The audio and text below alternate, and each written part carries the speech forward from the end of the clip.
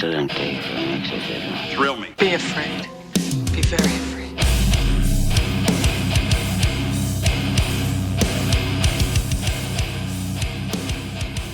So that's why I split up. I heard that the night before the E-Town show that someone shit themselves or something like that, and it just ruined the room. Dude, it I smelled heard like that too.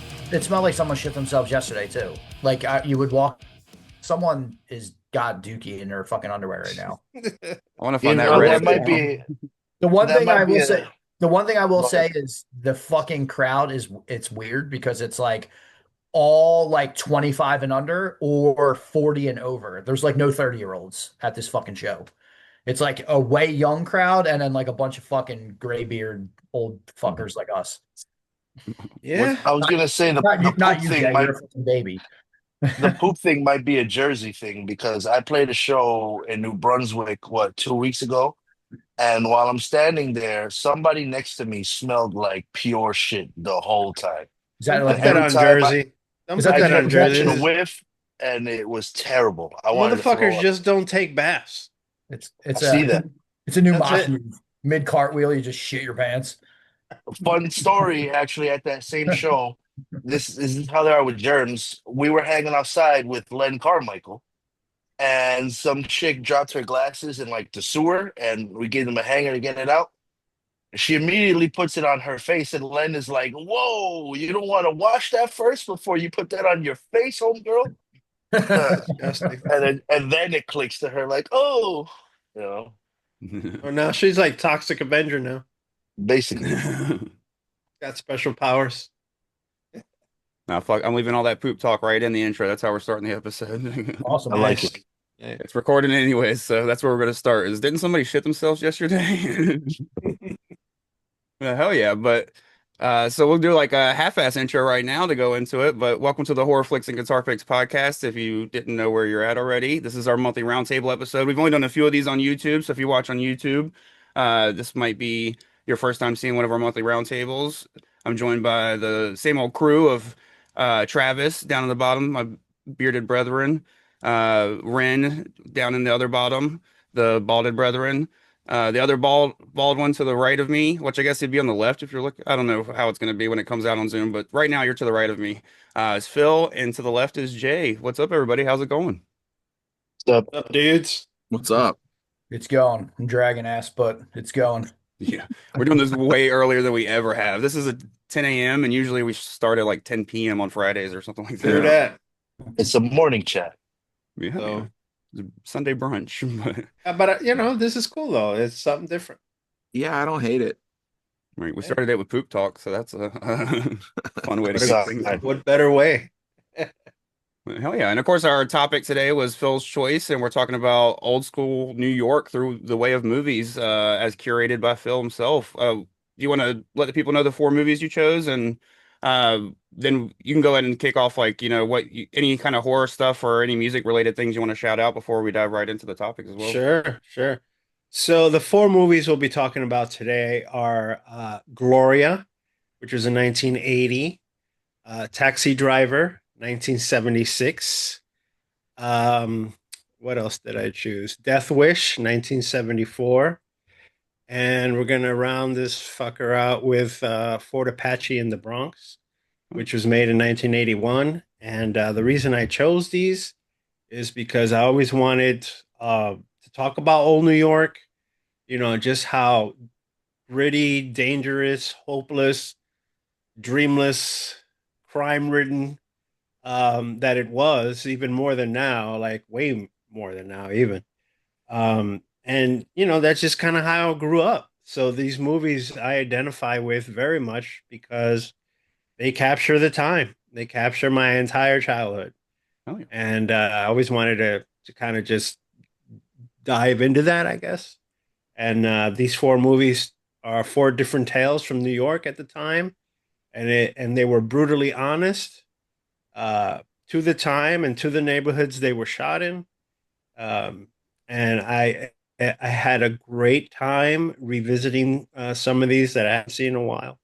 And it just took me to that time and that place and, hit the old heart because that's literally how I grew up. So, yeah, I'm excited to talk about these films. And as far as anything that I've done recently, I've seen Metallica 3 times in the last month. Two of them playing shows, and one of them was at the Tribeca Film Festival, where their documentary was released. It's called Metallica Saved My Life.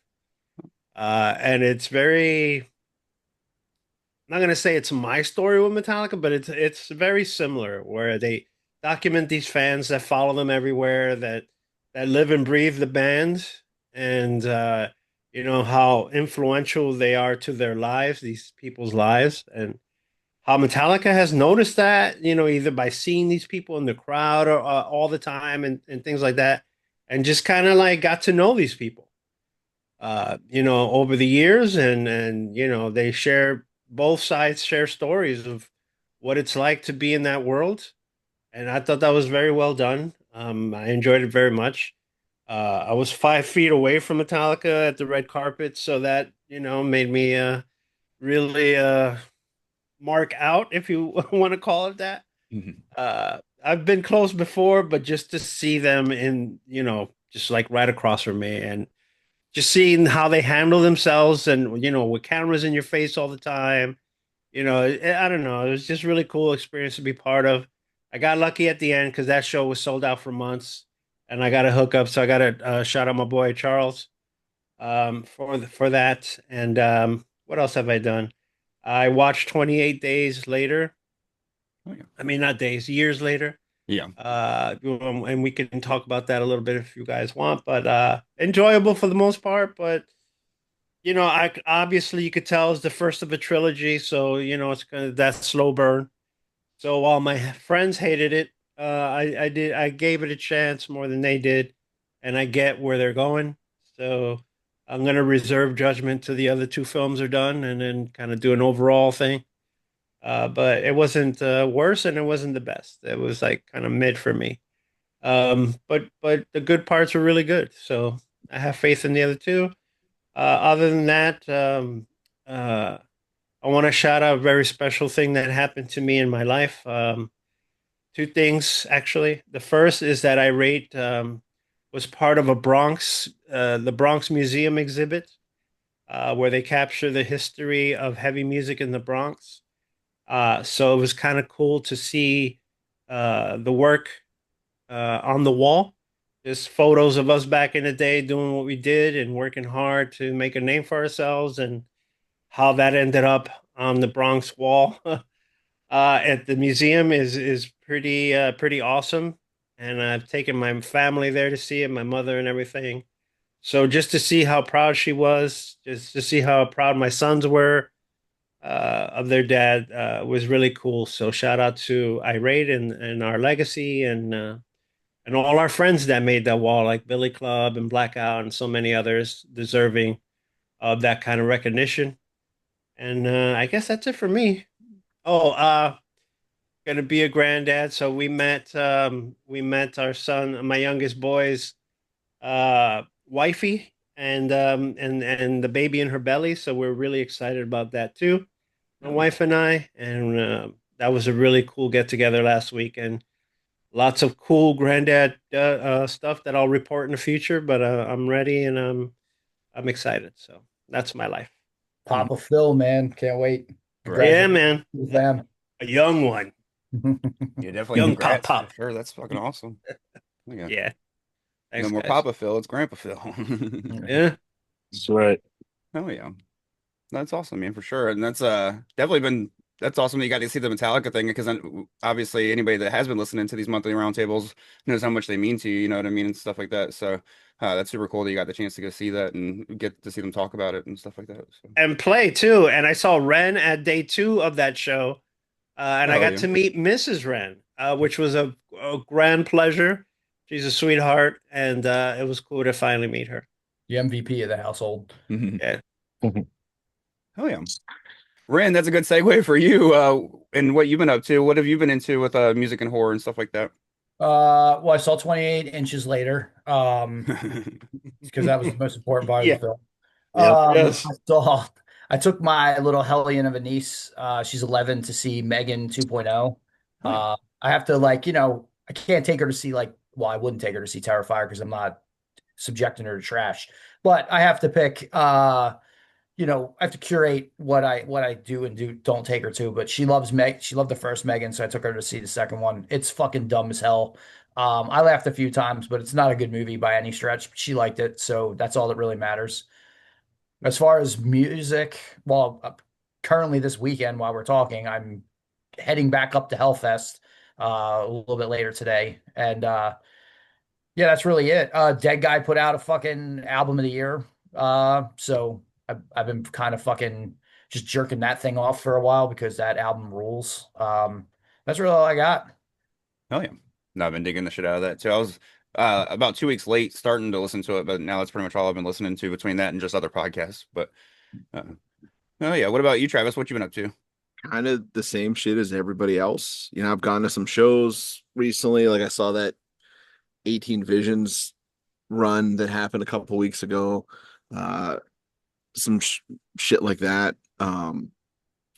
Then saw 28 years later. Saw Bring Her Back since the last time we talked. Yeah, Yeah. bring her back. I saw that. I saw Sinners finally. It took me forever. I totally missed it in the theater. Yeah. Yeah, you Laura were in and I, London like, during that, right? yeah. And we like shotgunned it. Like when we finally did get to watch it, we watched it like twice back to back. Fucking loved it. Um, can't put down the new Dead Guy. It's kind of been all I've been listening to. Like as they were releasing singles, I was just like listening to the singles back to back to back to back. And the record doesn't disappoint in the slightest. It's fucking awesome. Um, and then other than that, we're inches away from releasing the first Atomic Rule music. Oh yeah. It went to mastering end of this week or some shit. Um, it's a process, but I'm finally excited to fucking have it get in there. I'm excited for that to go out. And we got rehearsals coming up. We're gonna play some shows in the fall, I guess, at this point. Yeah. And looking forward to that. So I just been kind of doing that thing. Oh yeah. Nice, dude. I can't wait to hear it, bro. Yeah. No, definitely looking forward to it. And since this will drop at the end of the month, if something ends up dropping between now and then, I'll definitely put the link for that in the description of the episode. So It won't, okay. because we gotta fucking do other shit. Yeah. Like we still have like art coming, and we still have to like we're getting together at the end of the month to start rehearsals and demo the next batch of songs. Oh yeah. And we got to take photos and all that shit that I think sucks. But it's necessary. I don't like it. Half the time I'm on this thing with like a fucking dog as my face. So I got to figure out how to work that into the Atomic Rule photos. You gotta do the praying hands. Yeah, exactly. Oh yeah. No, definitely look forward to that for sure. And Uncle Jay, congrats to you on becoming an uncle. What have you been up to? Thank you, sir. Well, on that topic, definitely been sharing a lot of excitement here with the family about my first little shred protege, shred protege to come. It's been a wild ride knowing that that's coming, and we're making preparations to ensure that when she's here, she'll be in the best care and a new living space and all sorts of stuff. So that's going. I've been working a lot, but also there's a lot of music stuff for me going on as well. Preparing for the rest of our shows this summer. I'm hitting Albany next weekend. Then we're doing a show for the Bronx Historical Society. Also, they booked a Drew Stone show in Manhattan at the Bowery Electric on August 3rd that we're going to be playing. It's going to be Crazy Eddie's last show. And we're going to be supporting them along with Go to Mentis, For in the Chamber, and Enziguri. That's going to be fun. And then I'll be going, I guess, hopefully near Travis when I play in Clearfield, Pennsylvania for the Upstage Music Festival with E-Town Concrete, Cal Nashi, Sworn Enemy, us, Extinguish the Code, which are friends of ours, a lot of cool guys, Mephistopheles. Oh yeah. So that's gonna be fun. And yeah, I've been working on some new music with Brass Knuckle Brigade. I recorded some this week. So, just busy, busy, man, And I also saw 28 Dicks later. Uh, and it wasn't a terrible movie, to be honest. Definitely slow burn. I like that it pays certain homages to the older films and like the way it's shot.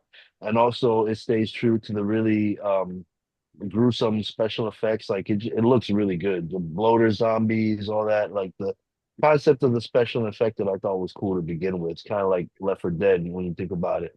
So musically, I also checked out the new Rivers of Nile, and I thought that was a sick fucking album. Sounds great. The production is bananas on it. It's like ridiculously heavy, but it's also very experimental. It's what they like to do. There's a lot of cool stuff on there. They hit it again with the saxophone. So I really liked it. Shout out to those guys. Hell yeah. No, I personally haven't been into much that I haven't mentioned, in previous episodes, doing the weekly stuff with Steven. We did a whole episode on 28 years later. I think in that I mentioned seeing Final Destination, which I didn't really love the new Final Destination. Didn't hate it, but just wasn't one of my favorites of the franchise and stuff. But I definitely get why people like it, and glad it made money because that's just good for horror and the horror genre in general, as well as I will go back to the theater and see another Final Destination in a heartbeat just because they're fun. So.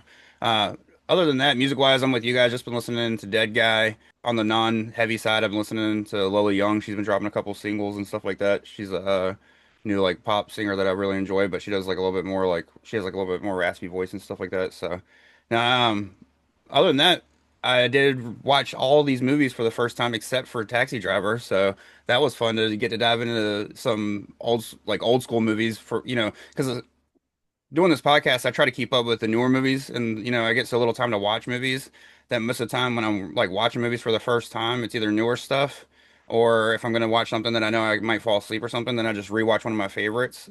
Like when it comes to older stuff, so I don't get to watch a lot of the older stuff for the first time that much anymore. You know what I mean? Like, so it's very few and far between that I watch something from the '70s for the first time these days, or you know, the late 60s even, or sometimes even the 80s. Like I said, I usually go to a go-to with those, or unless somebody like, picks a topic, with these that, I have to watch a movie I haven't seen for the first time or something like that, like The Frighteners, with Wren's pick and stuff. So it was fun to get to enjoy some movies that are classics, and I really enjoyed pretty much all of them. I know that some of you guys didn't enjoy one of them, which we'll get to, but I actually did enjoy all of them, and we'll let Phil kick it off with what do these four films mean to you, and which one would you rather, and which one would you want to like kind of start with? You want to go film by film or talk about them as a whole, or kind of hard to, I it think might, film by film works, right, guys? yeah, that's right. Yeah. It's your month, you pick. Yeah, no, I think that's fine. I like when we do it that way. Like I said in the intro, like this is basically my childhood. I mean, extreme stories, but the neighborhoods were real. None of it felt Hollywood at all in these films. They were truly gritty and very much New York films, and that's what I love about these films. Um, I know that not all of them were popular with you guys, but to me, these are absolute staple of my childhood. And I saw all of these movies, um, when I was very young. So I kind of grew up with them, especially like yeah, all of them, because my mom used to watch these films, Yeah. and she was my introduction to all of these. At the time, and just being a little kid, like you know, kind of like soaking this in that this is the world I came from, even as a young kid, and like considering all these characters heroes, because they survived just like we were surviving back then. So yeah, I guess I'll start with Fort Apache. Okay. Get into that. Now, Fort Apache, is truly a Bronx tale. That first scene where Pam Grier kills the two cops and walks away, and then all of a sudden, these people that are around the area witness this. You think they're gonna go help them, these cops. I mean, they're dead, but you think they're gonna call for help or something like that. But they rob these cops, And that was very much indicative of what would have happened in the Bronx at that time. They wouldn't have cared. They wouldn't give a shit about these cops getting murdered. They wouldn't. They'd be like, "Yo, let me take this gun. Let me take his wallet.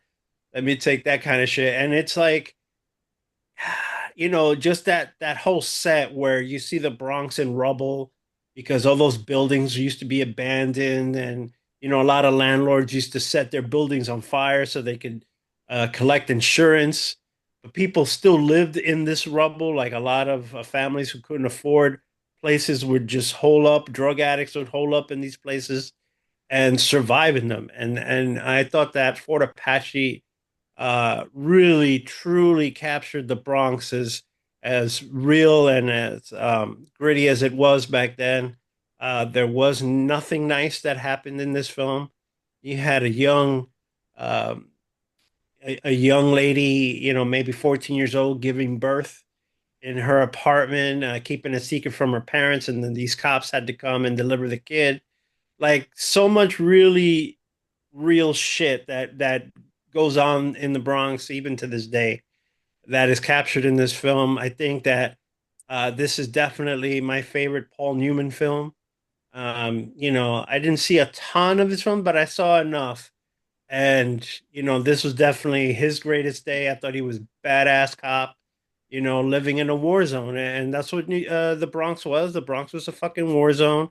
And how do these cops navigate through that? I mean, these cops were like they it's like going to war, but this is like every day, for them. And I thought it told a really good story of cop corruption, cops playing it straight and trying to survive in the war zone, beefs that cops had with each other. All of that was captured really well. And I thought Danny Aiello was a true piece of shit in this movie, throwing the kid off the roof and things like that, and then trying to cover all that up. Um, but yeah, like Ken Wall and Paul Newman were really great as partners. They got each other. There was the older one and the younger one, but they made it work, and they had each other's back in this kind of like crime-ridden area. And so, yeah, just the aesthetic, the buildings, the rubble, the pimps, the hookers, the addicts, all of that was really well captured in this movie, and it's definitely one of my top favorite childhood movies. Oh yeah. Now I'll probably say spoiler alert. This is probably my favorite of the bunch, honestly. I mean, maybe Taxi Yeah. Driver is still my favorite, but I've seen it, before. But and it's because of what you mentioned, with the opening scene with Pam Grier and stuff. Like when she kills those two cops, you see a few more scenes of her, and you think the movie's going to become about her and like maybe them tracking her down, but then she kind of just gets killed off like in like a random scene and never. Yeah. And so like that's one thing I really liked about this film is that it's just like it kind of like takes your expectations one way and then diverts them, into a completely different direction. But it makes sense because, like you said, it's just displaying the crime, throughout New York and stuff. Anyways, so there's multiple scenes of different things like that. But no, I really enjoyed this one for sure, which I'll get more into in a minute. What about you, Ren? What do you think? We'll just go around in the circle for now, and then we'll Well, mix it up later. I guess I get this confession out of the way. I had a hell of a time trying to watch this film. I tried to watch it three separate times on three separate different mediums on Mhm. that YouTube that you sent us, Phil. Couldn't get it. I got through the first 20 minutes and then it would like lock up on me. So the only thing I've seen is the scene where Pam Grier kills those two cops. And in searching for another link to try to find this, I saw the scene with Danny Aiello throwing the kid off the fucking roof. So they're the only things I saw. But what I got in 20 minutes was that's the Bronx that I knew as a kid. I remember driving to like New England with my parents, and my dad, we would cut through, and he's like, I forget what highway it is. You guys can fucking tell me, but you cut through to go up north, and my dad's like, oh, this is the Bronx. This is like the scariest part of New York. You don't fucking stop in the Bronx. And this is like, the early 90s. And my brain, when as soon as that movie started and you see all like the setting and whatnot, I was like, this is what I like imagine as the Bronx from like my first fucking description of it from my father. Now, my dad's also like scared of his own shadow, so maybe it wasn't 100% accurate, but like that was his feelings on it, was that this is the fucking like if hell exists, it's one of the fucking boroughs of New York. And so I was bummed that I didn't get to watch the rest of it. I do have a funny story though. So there's a guy at my work. I was like, if there's one person on earth that has a fucking copy of this movie, it's this dude Bill from my work. I mentioned to him, dude, that dude lit up like a Christmas tree. This might, I don't, it might be his fucking favorite movie. At this point, he went on for like 25 minutes telling me about this fucking movie and Paul Newman doing something out of character and Yeah. Yeah. and then he comes in. So wait a minute, he goes home. He comes back like 3 days later and he goes, I found it. And he brings a VHS in that's like a fucking blank VHS that he like probably taped over his wedding or some shit with, and he tried to give me that. And I'm like, Bill, I don't have a VCR. So unfortunately, I didn't get to see this movie. And after reading about it and hearing about it, I'm like, fuck, this is probably the best one of the four, and I didn't even get to see it. So unfortunately, I don't have much to contribute when it comes to Fort Apache of the Bronx, other than I have fucking FOMO now because I didn't get to see it. I saw 20 minutes, and the first 20 minutes ruled, and then it died for me. So one day I'm gonna fucking track down a copy and I'm gonna finally watch this film. There's a few YouTube links. I'll find a different one and send it to you and see if that one works out for you. Yeah. Yeah, sorry it didn't work, bro. Yeah, it I, worked for me. yeah, it was late one night. I tried it on my phone. I tried it on my laptop. I even went through my PlayStation and went on the YouTube link from there to see if it would just play on my TV. Same thing. I got like varying degrees of like the first 20 minutes. One was like 15, one was 18. I think the longest I got was 22 and it like cut out on me. But yeah, in searching for another link, I saw the scene. It's like Danny Aiello throws whatever off the fucking roof. And I was like, what? So I like watched that one scene and that was it. So unfortunately, Fucked up scene. That's a good scene to watch, yeah. man. No, hell yeah. Plus, I just want to say real quick that Rachel Ticotin, which was the nurse in the film, Mhm. was beautiful beyond words. So I had a huge crush on her when I was a kid. I will say this though, I got frustrated with it and I watched Cruisin' instead, which is also a fucking really good like early 80s New York film. So if none of you have ever seen Cruisin', I think you should watch Cruisin'. It's William Freakin, Al Pacino. The killer fucking cuts dudes up at S&M clubs into pieces. So like it's a vicious film that captures that whole like fucking dirty Manhattan from the early 80s. Yeah. Oh, yeah. That one's always been on my list, but I've never actually taken the time to watch it. But I might bump that one up in the near future for sure. But what about you, Travis? Was this your first time watching Fort Apache, and what'd you think about it? This was my first time seeing it, and it shot right up there for me. Like I love Paul Newman. Um, I enjoy his films kind of through and through, and I had never seen this, and it's awesome. I mean, to your point, it kind of isn't about anything but the Bronx. Like you have all of these characters and you start kind of following them down a path, and then something happens, and it just now that character doesn't matter. It's irrelevant. And, it's like at times you think it's about, Paul Newman's struggle to like be an adequate cop. It's like because he's like turning a blind eye to a lot of stuff and just is kind of like uh existing in the environment that he has to exist in and is trying to make the best decisions possible. And then there's stuff that's just like horrendous happening around him that he's like, I can't really turn a blind eye to that. And you think it's going to be about that, but then you think it's going to be about Pam Greer's character. You think it's going to be about his relationship with the nurse, and all of these things just kind of unfold, and everything is just kind of bad. Like I think the only thing that's not bad is like the guy with like the war helmet that they're chasing through like the whole Yeah. movie in and out. Like Yeah. that's like the only like time where they kind of like just give you something silly. But I Yeah. also think that that's like it's true to that area and that time, is like there were just these like kind of zany characters that were Yeah. like doing like petty crimes compared to like just the horrendous shit that was happening around them. And yeah, I just think it really is just kind of like a story of that time and that place. And it was cool. I really enjoyed it. That shot way up there for me. I mean, I've seen Death Wish and I've seen Taxi Driver for ever. Like since I was a kid, those were like way up there for me. I think probably the newness of this shoots it up a bit, but like it's something that's now on the rewatch list for me. It was really great. Nah, same. I wish it was more accessible because I feel like more Yeah. people need to see it for sure. It's a crime that it isn't. Yeah, for sure. Yeah. What about you, Jay? Did you ever see this one growing up? You know, being that this is one of your dad's picks, and what did you think about it when you saw it? Well, it's definitely not the first time I've seen this movie. I saw this movie when I was way younger, of course. And I always enjoyed it because when I really think about it, the best way to describe this movie in a modern version for someone like me who lives in the Bronx still, it's kind of just like scrolling through Citizen app. You know what I mean? Like you fucking see all the shit going on in the neighborhood. That's what this movie basically is, just from the perspective of all these different characters. It's authentic and as real as it gets. And not only that, but this decade was very much pre-gentrification. So the difference of the Bronx now, I would say, is it still kind of looks just like that, but with modern businesses. Now there's a fucking Wingstop and a McDonald's and shit on every corner. Um, but it's all the same antics. It's people in poverty, many of them with mental illness and all that, involved in all this kind of fucked up shit that is just their day-to-day living. And a lot of those neighborhoods, those are very real neighborhoods. Like they show once 164th Street, not too far from the Jerome area.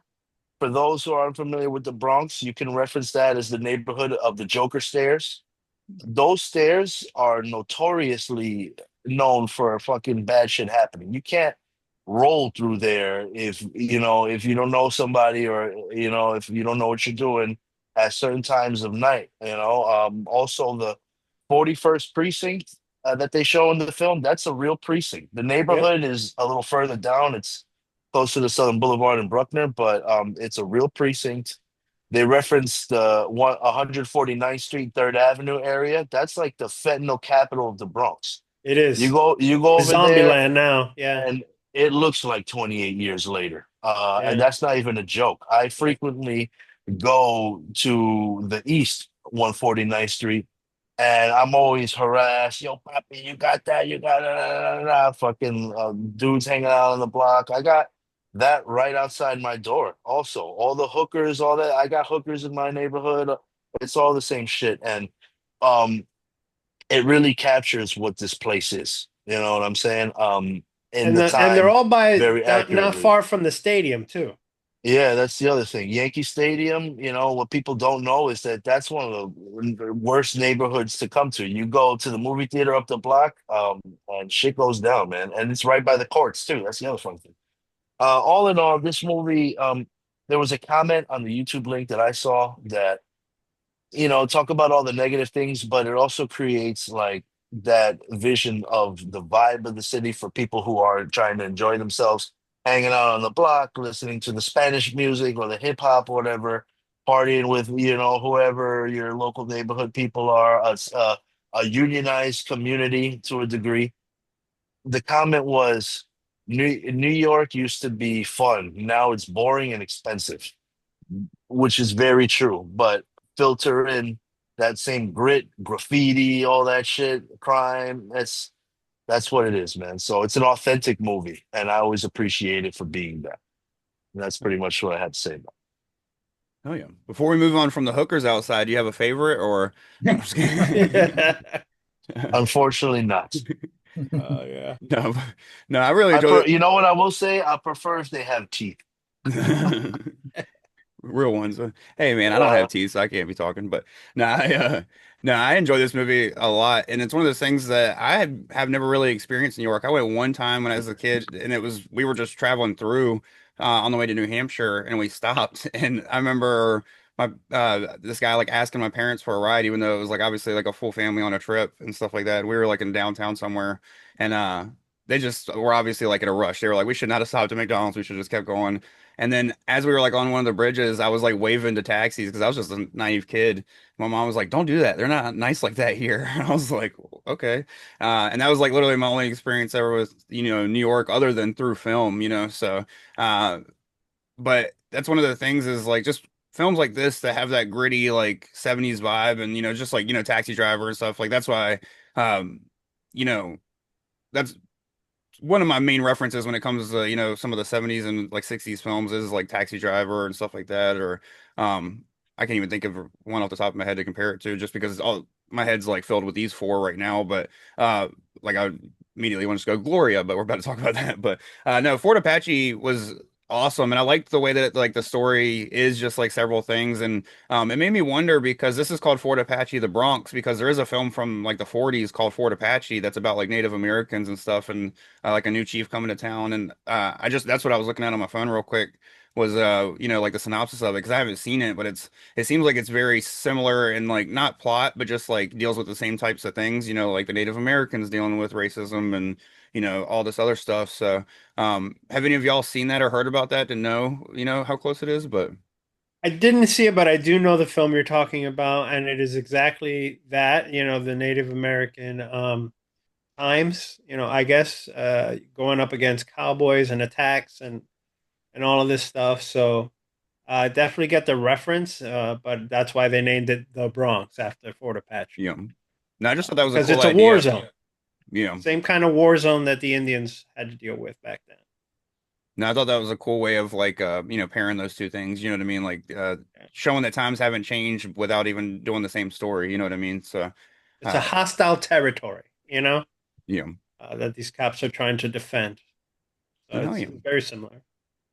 No, And I'm cops are, they still carry that stigma here in the city.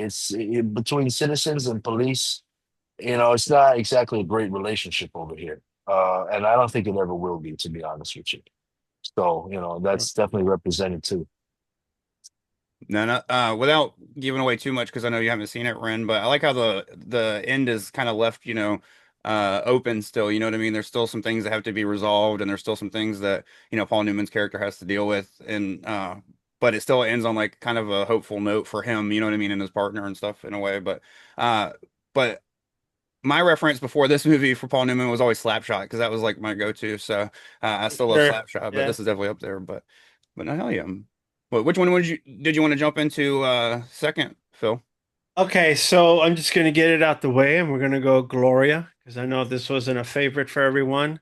But I absolutely this is another fucking Bronx Tale, and this movie is heavily influential in Hollywood, and I'll get into that in a second. But another Bronx movie, shot right that first 20 minutes is right by Yankee Stadium. There's a game going on too, which they capture, and it just 80s Yankee Stadium, the old stadium, that grid of it was beautifully captured in the first 10 minutes of this film. That neighborhood and how it was back then, it's still grimy over there. They made it look a little prettier over there because they're building gentrification is trying to come. But back then, that was a fucking war zone with a beautiful stadium in it. And the anyone who went to Yankee Stadium back then quickly tried to get on that train and get the fuck out of Dodge after dark, especially because you didn't want to hang out there. There was no hanging out there, even in the whatever bars were there. You didn't want to hang out.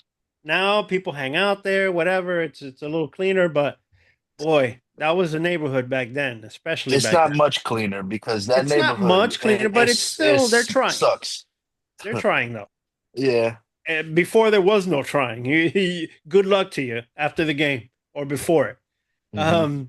But now at least you have a fighting chance. But so that first 10 minutes alone is a big deal because I know those neighborhoods like the back of my hand. And that building that she was in was right there up the street on the Grand Concourse. That building, I've walked past it so many times in my life. And every time I do, I can't help but stop in front of it and give it a quick look and a little nod as I keep going.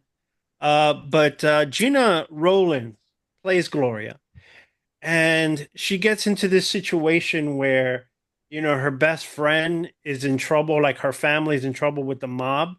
And the mob, this is a big thing of this movie, is that the mob definitely had a presence in the Bronx in that time. Stretching from Arthur Avenue all the way down to by the stadium. Their reach was everywhere, and the mob were a real fucking serious thing back then. It's hidden now. If it's out there, it's very well hidden. But back then, they didn't give a shit. If you got in trouble with the mob, you were gonna get taken care of. That's it. And of course that's for any mob, but like Bronx mob was next level shit, and they were definitely around. Um, and so this family gets in trouble with a mob. The dad is has robbed them of information, or he has information on them that could fuck up their old operation. So they go get him. Now they have a young child that they don't want to die. They had two children, but one especially was younger, and he ends up going with Gloria as a favor to the mother who knows she's gonna die, that family's gonna die. So she gives her this kid to kind of save his life. She doesn't want nothing to do with it because she's like this free, like badass chick that's just living her life and doing that also has ties to that mob. But she's just doing her thing, but she gets rolled up into the situation. And so, they kill the family, but she has the kid and they're looking for the kid the whole time, this mafia. And she has to navigate that, hide from them, run from them. But at the same time, like when confronted by them, she's not afraid to let off a shot and kill a motherfucker. Yeah. Like she's so bad, it made her like, you know, she wasn't the typical Hollywood starlet. She was kind of like gritty looking herself, but that made her so triumphantly beautiful to me. Like I think Gloria is so sexy, it's not even funny. Because she's so badass, she's not afraid. She takes this fucking situation on and she just deals with it. She goes all over New York trying to hide from these guys. The mafia had such a huge influence that she couldn't go nowhere without her being seen and narked out to these guys, and they would come get her. But she would escape through everything. She would, like I said, when she was confronted, she'd step up to the plate and either eliminate a motherfucker or punch him in his face. And I know that everyone's gonna say that the kid was annoying, and you're right. I wanted to punch him every frame of this film because his voice just bothers the shit out of you. But at the same time, like there's a charm to their relationship, because the kid is trying to like deal with all this. He's like all of a sudden not with his parents anymore. He's with this bossy ass lady that's dragging his ass everywhere, and he doesn't know what the fuck to do. So he's acting like a normal 6, 7 year old kid would act. Just being a pain in the ass through the whole thing. But at the end of the movie, you see that they really love each other. And there's a scene that where they get separated, and she tells him to go to Pittsburgh to visit Travis. And the kid makes it out there by himself, at that age. And she goes through some shit with the mob, and you think she's not gonna survive that situation whatsoever. And you're like, fuck, this he's doomed. He's gonna be by himself. And sure enough, she shows up to fucking Pittsburgh at the end, like the badass she is, meaning that she went up against these mob dudes and she handled the fucking business like a boss, and came out the other side of it. Like who wins against the mob, dude? You don't fucking win against the mob, bro.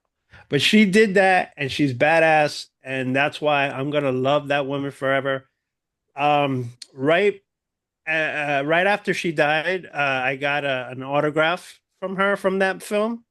So that's one of my prized possessions now, and I really enjoyed Gloria, and it was a pleasure to go through it again.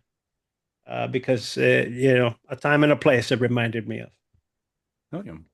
Now, you mentioned it being influential. They even remade it, I think, with Sharon Stone in the 90s. They did remake it with Sharon Stone, and if you watch Leon the Professional, it's a fucking ripoff of Gloria. 100%. They changed a few things, story-wise, but it's basically fucking Gloria. True. Oh, yeah. Yeah.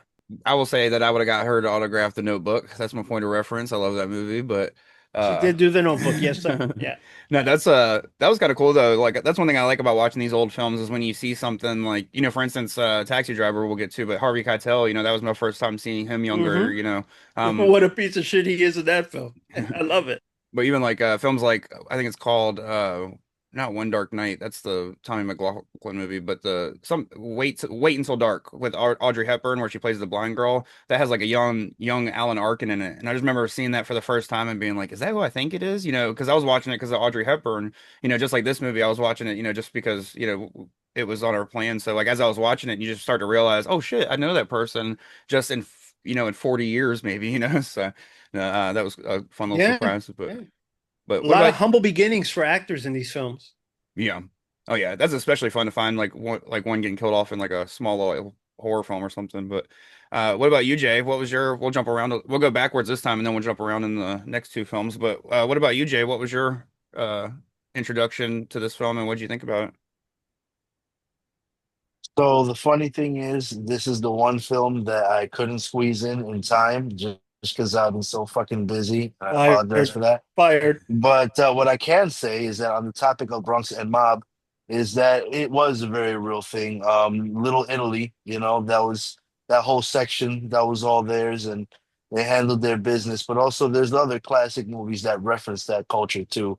Immediately comes to mind is A Bronx Tale. But I'm going to catch this. Like I said, I dropped the ball on that, so I really can't comment on the film.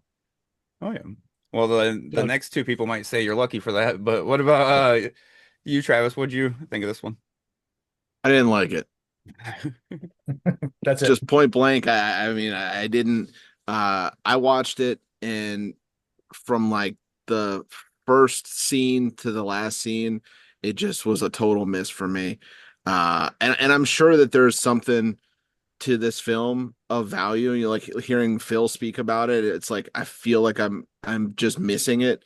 You know, like I'm not seeing it. Maybe it's because it's a subject matter that I'm not as familiar with personally, but like the character of the kid, I mean, push him into fucking traffic in the beginning and then the movie's fucking done and you don't have to worry about all this other bullshit and I don't have to deal with him for like 2.5 hours.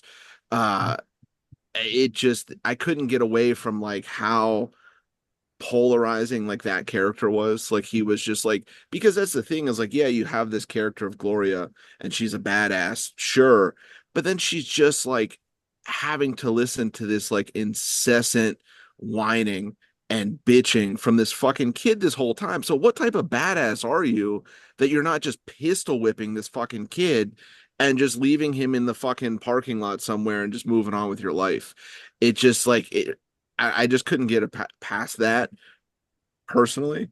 Uh, so I just couldn't dig it. And like I watched it and like the whole time, I mean, I'll be honest, I was a little mad about it. I was like, why the fuck are we even watching this? Like, I was like, I don't like, I don't want to talk about this film. I don't want to see this film. Like, so, it was polarizing for me, but like I said, maybe it's because it's not a subject that connects to my life necessarily. But it does also make sense though, the Pittsburgh connection because there was mob in Pittsburgh. So then like you could kind of beg the question of like, did she beat the mob or did they just move, the goalpost? And now she's here dealing with mob things because there was like a throughway to Chicago. Uh Yeah. Yeah. so Okay, I get that. like historically speaking, you could maybe evolve the plot line or something. But yeah, I didn't like it. So thumbs down. Thumbs down on that one.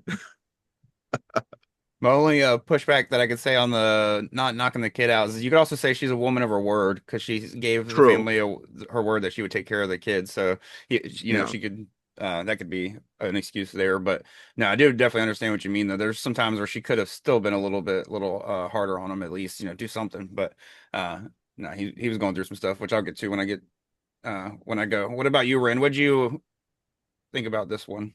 So I hated it. Just getting that out of the way. But I tried to find some redeeming things because I know I don't want to just be like, Phil, you picked the fucking stinker because that's mean. But I think John Cassavetes is fucking overhyped. So, but he does have some like cool camera work. And the scene where like they're showing the beginning that you covered about with the stadium, like, and just that juxtaposition of like, what is all these people are having this fucking great time, like watching the fucking Yankees play. I mean, that's not a great time, but It is to they're me, having a you good. bastard. They're having a great time, but it's just like that's happening, and then this family's getting fucking Right. blown away with the Yankees in the fucking background. I thought that was like a really cool shot, and Cassavetes does cool shit like that sometimes, but like overall, I think he's like a fucking overrated director.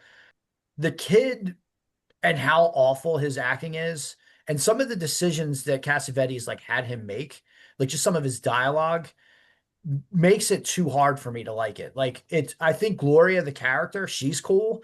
And if you did something else with her, like literally anything else with that character, I'd be like, okay, this is cool. I'm into it.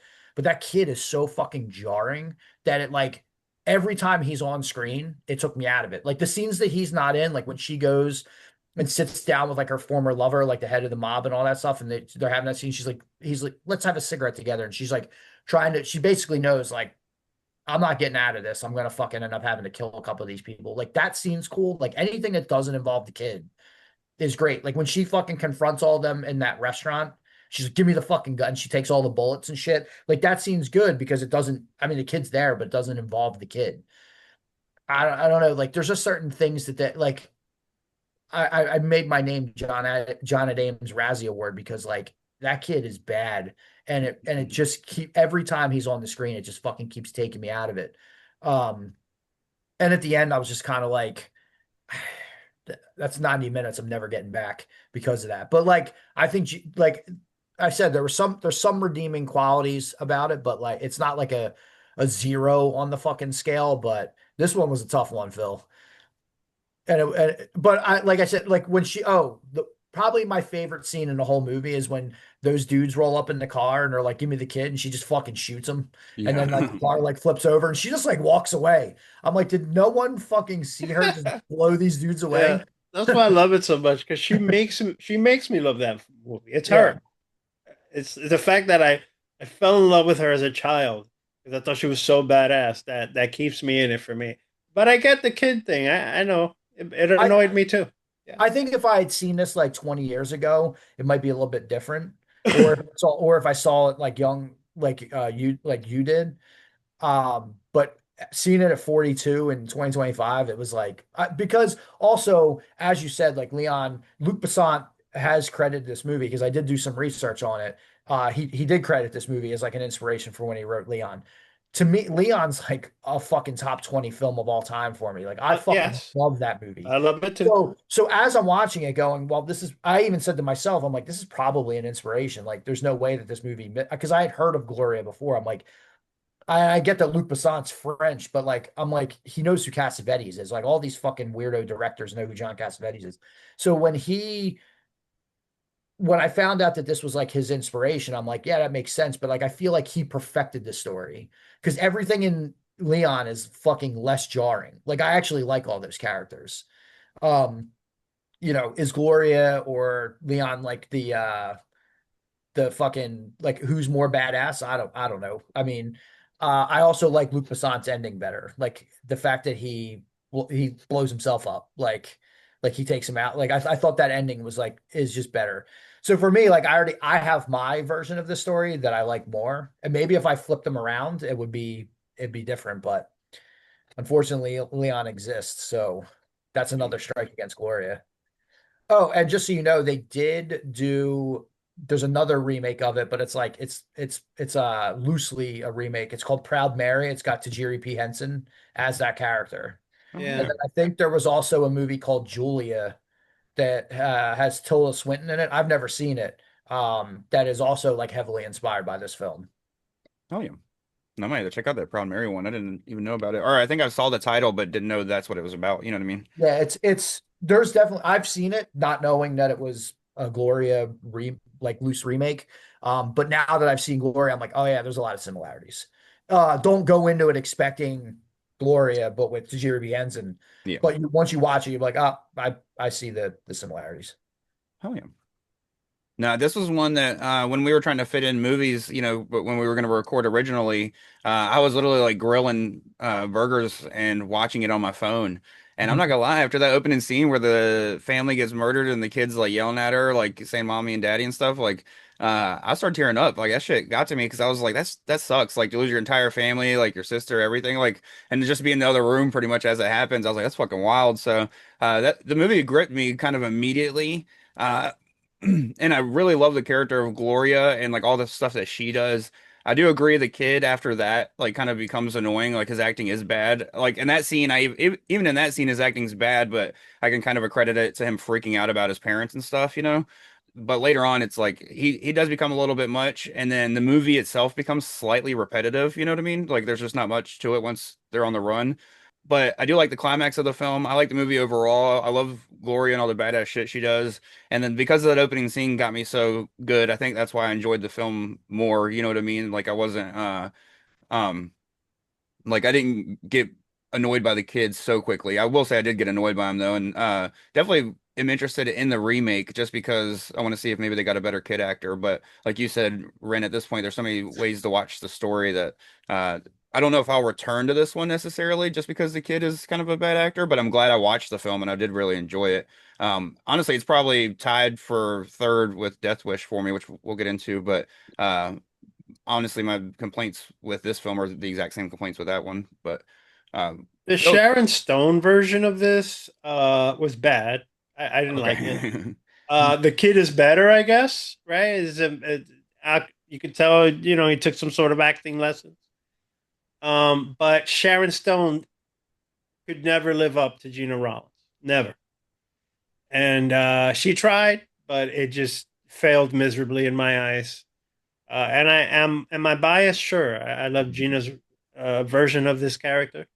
But just Sharon, it was a hard miss for me. Yeah, and one of the things that adds to this film is the grittiness of it, and I'm sure that a late '90s film isn't going to be able to capture that as much, unless it's the right director. But They almost remade this in like 2013, 2015, somewhere around that time, with Lindsay Lohan, but it never got off the Oh, ground. There was like script, there was like pre-production and all that shit started. I looked that up too, and I was like, "Ooh, that would have been fucking awful." Lindsay Lohan at one point in time was a very good actress before she had her like crazy spell. So like, I'm not gonna say she can't act it, but I'm like, man, that would have been really bad casting. Like that was just like, even now that she's like, 40, like it would still be bad casting. yeah, yeah. now I want to see. Don't get me wrong, I'm gonna go see Freakier Friday, but back then she was running people over with cars, so I'm not sure if I would have fucking wanted to see a Gloria remake. Maybe that's why they thought she was a good fit for it. They're like, this bitch is hitting them with cars. She don't give a fuck about nothing. It would have just been amateur footage. Yeah. Found footage version. Yeah, the found footage version of Gloria. They just call TMZ. They're like, how much for everything you got on Lindsay Lohan? They just like CGI a kid in the car with her. He's like, it's Macaulay Culkin like doing the face.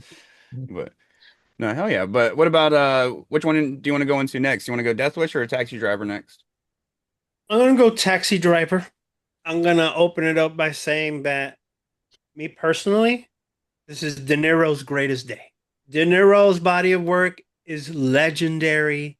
We all know this, from Godfather to Casino to Goodfellas, all of that stuff. He's great in all of it, Bronx Tale, whatever you want to call it. But the character of Travis Bickle will be his best forever. He was so good in this. Like and this was his younger day. Like, before he even got all those other legendary roles. But he was really good. This is a New York film at its absolute finest for 70s. Times Square was one of the most dangerous places on earth, especially after dark back in the day. And you didn't really want to be there because it was littered with hookers and pimps and drug addicts and crime was at an all-time high in Times Square area back then. You didn't want to be on those streets after dark unless you wanted a hooker, unless you wanted to do drugs and things like that, or get into trouble, you know. But this is a story of a man who is trying to deal with the weight of all the things that are bad in New York at this time. He's trying to find his way in society, but is having it a difficult time because he's off mentally to begin with. Like there's just something wrong with him. You know, I can't pinpoint what it is. I don't know if he was an actual Vietnam vet. He does mention that he was in the military,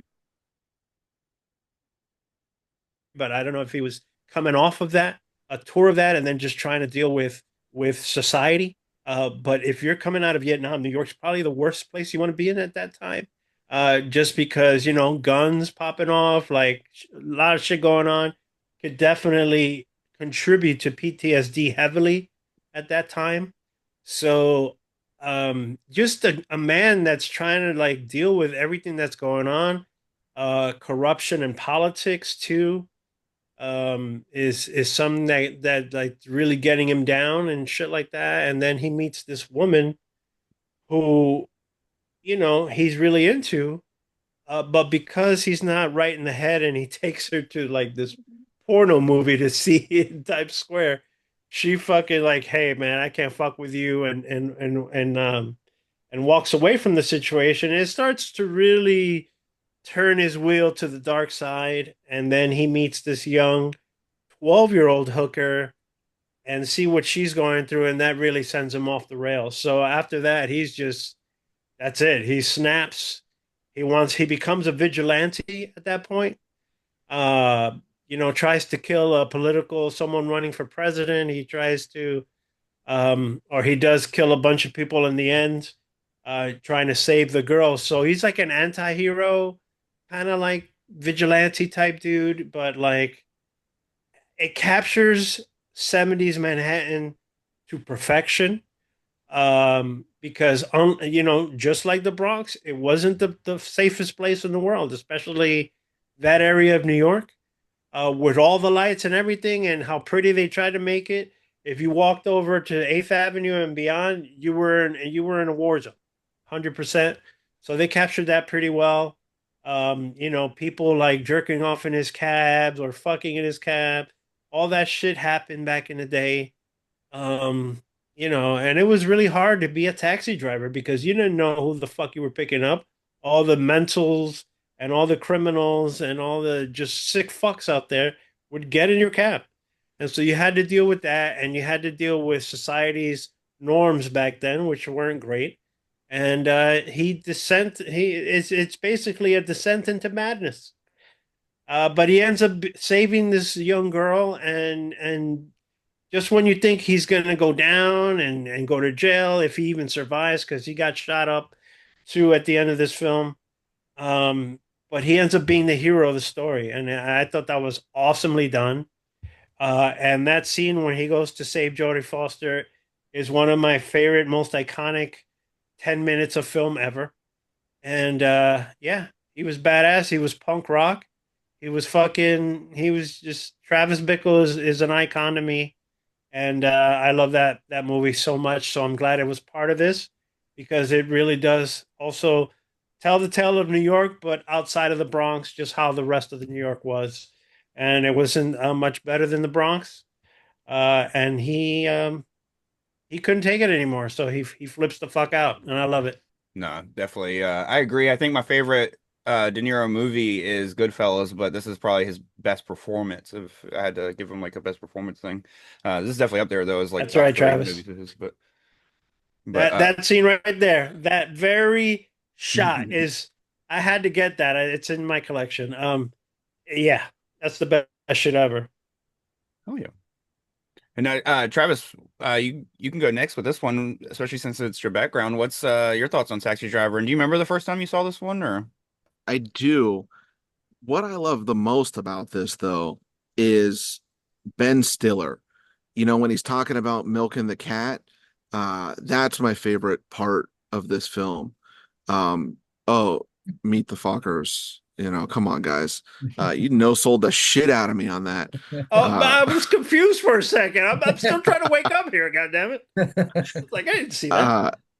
No, I remember seeing this with my dad as a kid because I was starting to get into films, and my dad always made the joke to me that I should tell people I was named after Travis Bickle. And he was like, "Yeah, you want to like scare all your friends, just tell them you were named after Travis Bickle." And I didn't understand it. And he was like, "Okay, we're gonna watch this movie." And I remember watching it with my dad, and I was just kind of mesmerized by it because I grew up in a farm town.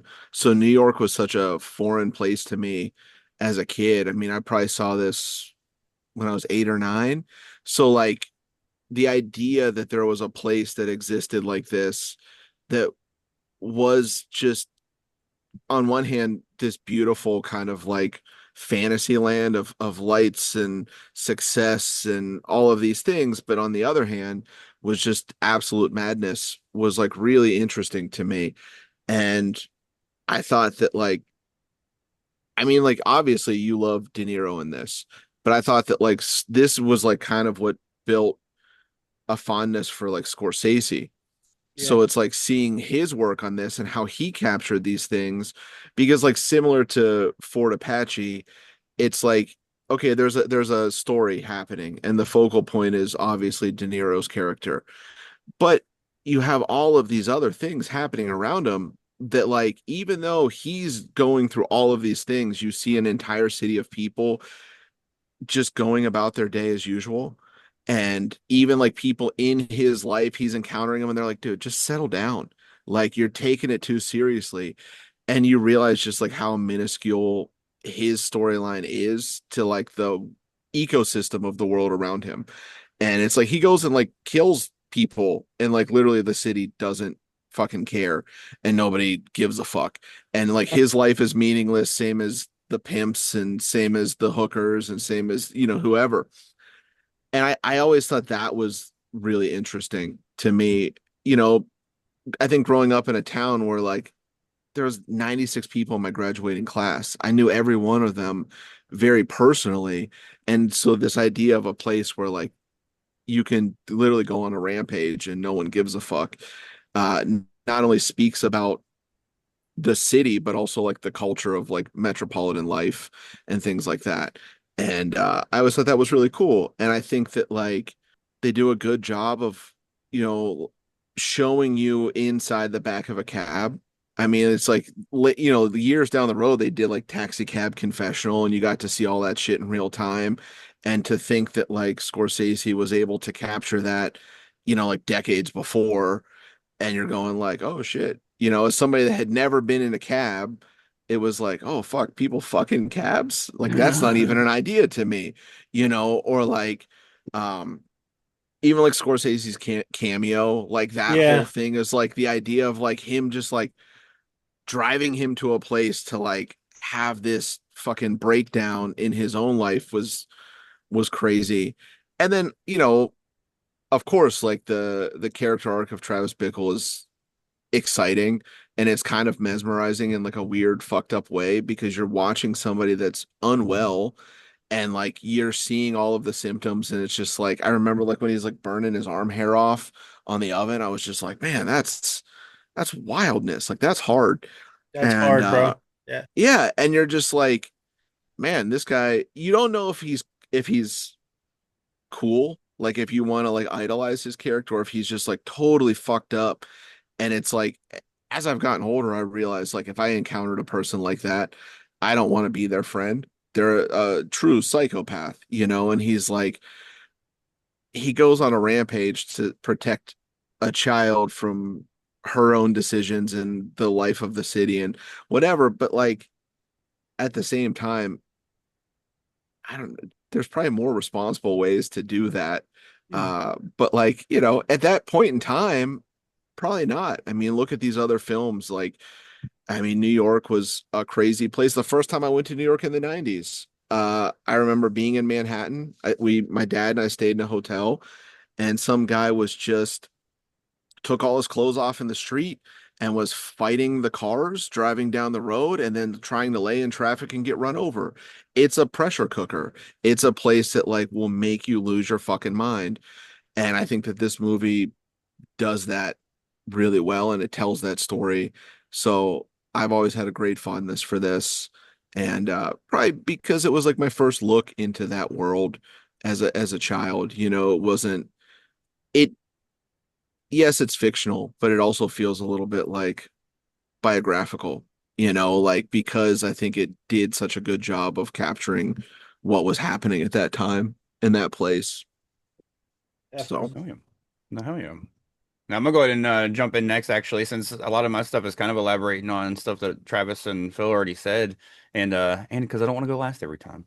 No, but no, so pretty much like I agree 100%. Like I said already, that this is De Niro's best performance. This is definitely one of Scorsese's best films. You know, throughout the years, he's made a ton of great films, but this is still up there. Definitely the one that blew him up, like you said. But I also love, like we mentioned earlier in the episode, Harvey Keitel's performance in this. This is one of his best performances to me, you know, because a lot of his other Yeah. performances became like the same thing. You know what I mean? Like, the wolf in Pulp Fiction is very similar to his, you know, character in Reservoir Dogs in a way, you know, just being like a clean, you know, straight to the point, like no fuck around guy or whatever. And so like even in like from then on, like everything I've seen him in, it's been like little roles, and he's always just like you know, a straight, you know, straight to the point, no fuck around type of person. So it's fun to see him in this as like a pimp, you know, like a little loose with it, and it seemed like he had a blast with the role too, which was awesome. But no, so I love that. I loved like a lot of the stuff that you guys mentioned, like with the ending and how he gets let off. It almost shows that there almost wasn't another option, you know what I mean? Because it shows the laziness of the police work. Like, because it was easier for the police just to let him off and paint him as a hero for murdering all these people than it would be to investigate him and, you know, put him in jail and go through, you know, so they literally just let him off because it was easier, you know what I mean, to paint him as a hero. And they even kind of give a flicker at the end that he might still be crazy when he like looks in the rear view and shit like that. So I think it shows that, yeah, like he had no other option, because if he would have went and taken her, if he would have kidnapped her, he would have been the one to get in trouble for kidnapping, because it would have been easier just to toss him one person in jail. If he would have went to the cops, they wouldn't have done shit because they're turning their back already for, you know, a couple dollars. So no, I think it just truly that ending just truly shows how corrupt everything is. And it shows like one of those things where and one thing I like about this film is how he goes for the big bang with the political figure and kind of settles on something smaller, you know what I mean? It's like, I can't fix the world, but maybe I can save one person, you know what I mean? So it's nice to see like somebody actually like see the character like go through this arc, you know, of going crazy, but trying to do it for like, at least in their mind, what they think is good reasons. You know what I mean? The political figure is arguable, but the saving the girl is obviously a good reason. But uh, no, hell yeah! And then of course all the stuff with like I think it's Sybil Shepherd that plays the girl. Yeah. All the stuff Let's with see. her is awesome. Like, because it's shows how he's normal, but he's not. You know what I mean? Like, he's able to get her on the date. They go on the date and everything's fine. But then the fact that he thinks it's fucking okay to take her to a porno flick is like, dude, this you're not okay. You know what I mean? So no, it's little things like that instead of him just screaming at the wall the whole movie. You know what I mean? Or, you know, doing wild His stuff. disbelief that that wasn't okay. Yeah. Oh my God, that's amazing. It's absolutely brilliant how he played that off. Like, really? You didn't like this? Like, it's such a great film. Not Well, I Paul think at Rubin. first he sorry, he comes off just confident, like to her, but in reality, he's being really fucking rude in the beginning to her. But she just kind of like thinks, ah, maybe he just believes himself, and you realize, no, he's just nuts. Yeah. No, and of course, that's pretty much all I had to say. And Jay, if you want to keep going, because you didn't get to talk about Gloria since you didn't see it. Well, I agree that this is definitely one of Scorsese's best films, and it just proves his track record that even from the early days, he was on the ball. This is just a great mental health story. You know, he starts off kind of just like, I want to say misanthropic, but by the end, he's like full blown sociopathic. And it's really just because his exposure to the city, just like everyone said, is, it makes him take a dark turn. Some of the things he faces. One of my favorite scenes personally was he shoots this dude robbing the store, and then like the clerk, instead of like freaking out and calling the cops, he just beats the criminal with a fucking stick who's shot on the floor. I love that because I could totally see that going down that way. But watching his descent is crazy, and the longer it goes on, the more unhealthy he is. Another standalone scene is when he's talking to himself in the mirror, And he does the infamous, "Oh, you talking to me? You talking to me? Who the fuck you talking to?" Funny story. I forgot that this was De Niro when I watched this, and I was watching. I was like, "Who does this guy think he is, De Niro?" And then it hit me. I'm like, "Wait a minute, he's so young in this that I don't even recognize him." Um, but yeah, just a great movie. The last 10, 20 minutes are the best. It's just iconic fucking bloodbath that it is. And then I also think, I agree with you, Tim, that it worked out for him better that way to just do it because of the cops and just because of the way that everything is designed. But also the parents of the girl then thank him publicly, and it's just it's kind of a happy ending, but in tragedy. So it's really how you take it. He's always been one to leave his films kind of for your interpretation as well, even though, things are concrete. And I like that. It's such a classic movie. And what I really enjoy about this film and the next film is that these guys is, in a city that needs Batman, they choose to be the Punisher, you know, Oh and yeah. I'm here for it. No, I didn't mean to mention that this is my favorite of the four as well, but uh I'm sure it's probably most of our favorites if I'm not mistaken. But no, I'm with you though. One of the things that with the ending, it's kind of a happy ending, but also it leaves it ambiguous with him still being crazy, you know what I mean? So the fact that like he did that thing and that ended up be like working out for him, but like what can he do next? You know what I mean? He might go too far next time or whatever. So there's always that like still that little chill to the end, you know what I mean? That little like chill in your spine or whatever. But and of course the rest of the cast, you got fucking Peter Boyle and Maniac himself, Joe Spinell. So Yep. what You got Maniac in there. Yep. Yep.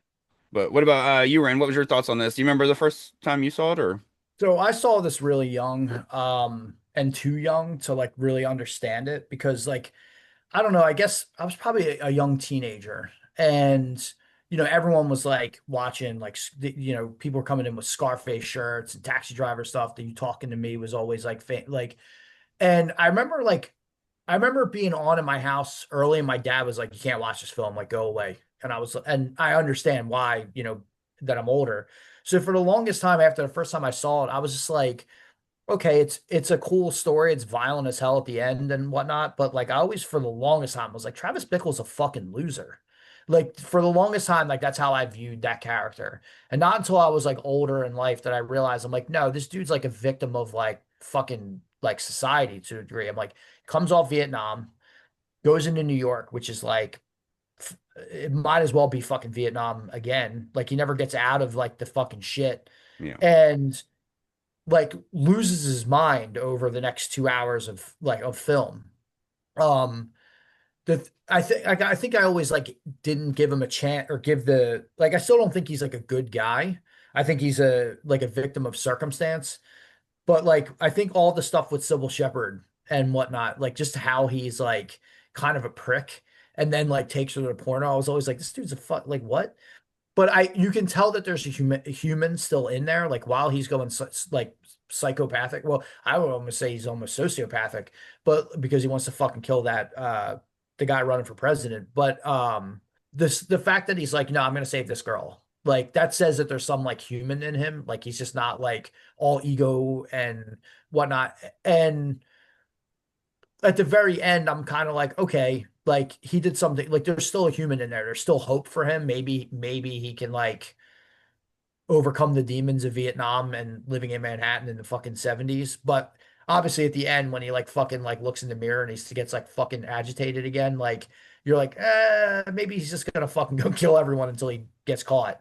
What I really like about this film isn't necessarily even like De Niro's great, like him spiraling out of control is interesting to watch, but I love the way it's shot. Like I think this is like Scorsese like really found his fucking like his style of film. Like you can tell now, like if no one has ever seen Taxi Driver or is like very vaguely familiar with it, and you show them this after and show them like other Scorsese films and not tell the director, you can be like, oh, this is Scorsese, or this is like a Scorsese film. Like I feel like this is where he fucking found everything that came after this is based on how he shot Taxi Driver, in my opinion, even Yeah. all the way up to The Departed.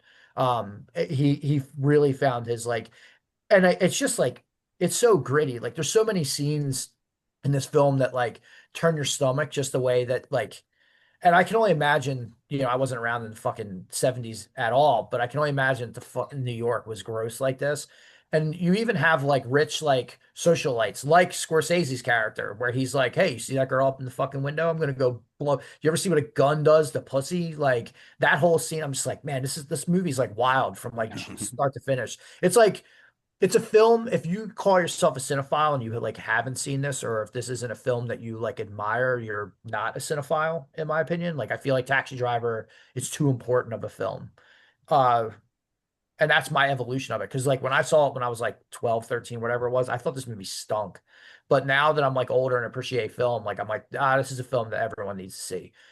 I could reiterate everything that you guys have all said, so I'm not going to go too much further, but Taxi Driver is a fun movie. I feel like everyone needs to watch it. I think one of the coolest aspects, and that we didn't really talk about, is that last scene, how that last scene was made. They basically cut that building in half and laid a person down on like a fucking dolly and pulled them. Like the cameraman's on a dolly, like shooting the floor below because they had to like cut. And then that building apparently like collapsed. Like I don't think that building like exists anymore. I think it was like destroyed after they filmed that movie because they they gutted it basically Yeah. in order to film that aerial shot where they like span through all the hallways and just see that fucking carnage. Like they had to like cut the floors above. They like cut the house in half basically to do that scene. And I was like, that's ingenious, especially back when they made that movie. Like, who the fuck thinks of that? And that just shows like where Scorsese's mind was at when filming like making movies. And he's gone on to be one of the greatest directors of all time. So Yeah. No, fuck yeah. And then, of course, another callback from earlier when Jay mentioned, the Joker stairs being in one of the other films. Of course, not only was the Joker very heavily inspired by this film, but De Niro played the talk show host in it. So that was kind of cool to see. Because it's very obvious that film is pretty much Taxi Driver with the Joker in the front seat of the movie. But no, it was cool to see De Niro have a like, put in it as a little Easter egg as well. So, but, hell yeah. And then, of course, last but not least, the Charles Bronson film, Death Wish. So this is, kind of the basis for these films, because I always wanted to talk about Death Wish. And I recently not recently, it's been years, but we have re-recorded and shot a video for a song called Vigilante that Knights of the Black is going to put out soon.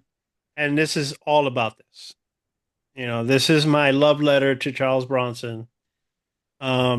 Just, we shot it in the most extreme of ways, as Wren will tell you.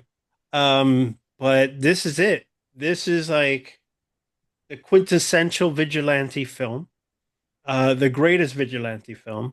And although Death Wish 3 is my personal favorite because he goes absolute ham in part 3, still, this is the one that set off the story of Paul Kersey. And, and it's a huge film of trauma. Like in this movie, he is a well-to-do architect. He's living the life in New York. He's living that socialite life. He's got the wife. He's got the daughter. He's good. He went to war, but as a conscientious objector, like he's as peaceful as it gets, right? Non-violent, not into any kind of violence or anything like that.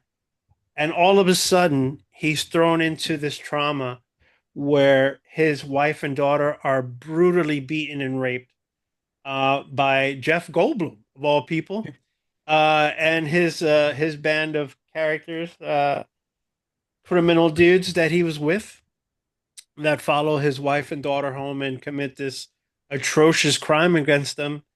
And how you kind of see his mind, like Travis Bickle, go from one end to the other, and the trauma is so much that he can't fathom not getting some sort of revenge or something like that. The cops aren't doing much to find the criminals. He sees crime going on everywhere, and he just flips the switch and starts getting, going out there to kind of see if the trouble will come to him. so he can like in a weird way avenge, not truly avenging what happened, but like in a weird way avenging it, by stopping other people from becoming victims and dying. So he goes on this rampage where he goes on first after the trauma, he goes on a trip to Arizona, Arizona. and he's trying to do his work, he's trying to live his life, but this guy who he's working with introduces guns to him. And not that he's never had a gun or anything, he did go to war and everything, but like truly like see the Texas way of no one fucks with us here because we're all packing. So if you fuck with a criminal in Texas, or with someone in Texas, they're going to be ready for you. And so he gives Charles Bronson this gun, and all of a sudden he's giving him the weapon of choice to go out there and become a vigilante, and that's exactly what he does. The It gets to a point where he's dealing such vigilante justice that the crime rates in the city go down heavily. And so the cops, they're like, well, we want to get this guy, but do we really want to get this guy? Maybe we just tell him to stop, because we don't really want to capture him because crime's going to go back up. So the cops are in a weird space about it. And it's just such a great shot at New York. Again, just like Taxi Driver, just like all the films we just mentioned, another great look at 70s New York. The park that he kills a couple of people in, that's where the Warriors shot their famous Fury scene, right there in Riverside Park. And so it has that Warriors feel to it too, from my perspective, and just violence going on in the area at the time, and you just couldn't go anywhere without somebody testing you or trying to rob you or trying to take something from you. Um, Robberies and rapes were at an all-time high in the 70s and 80s.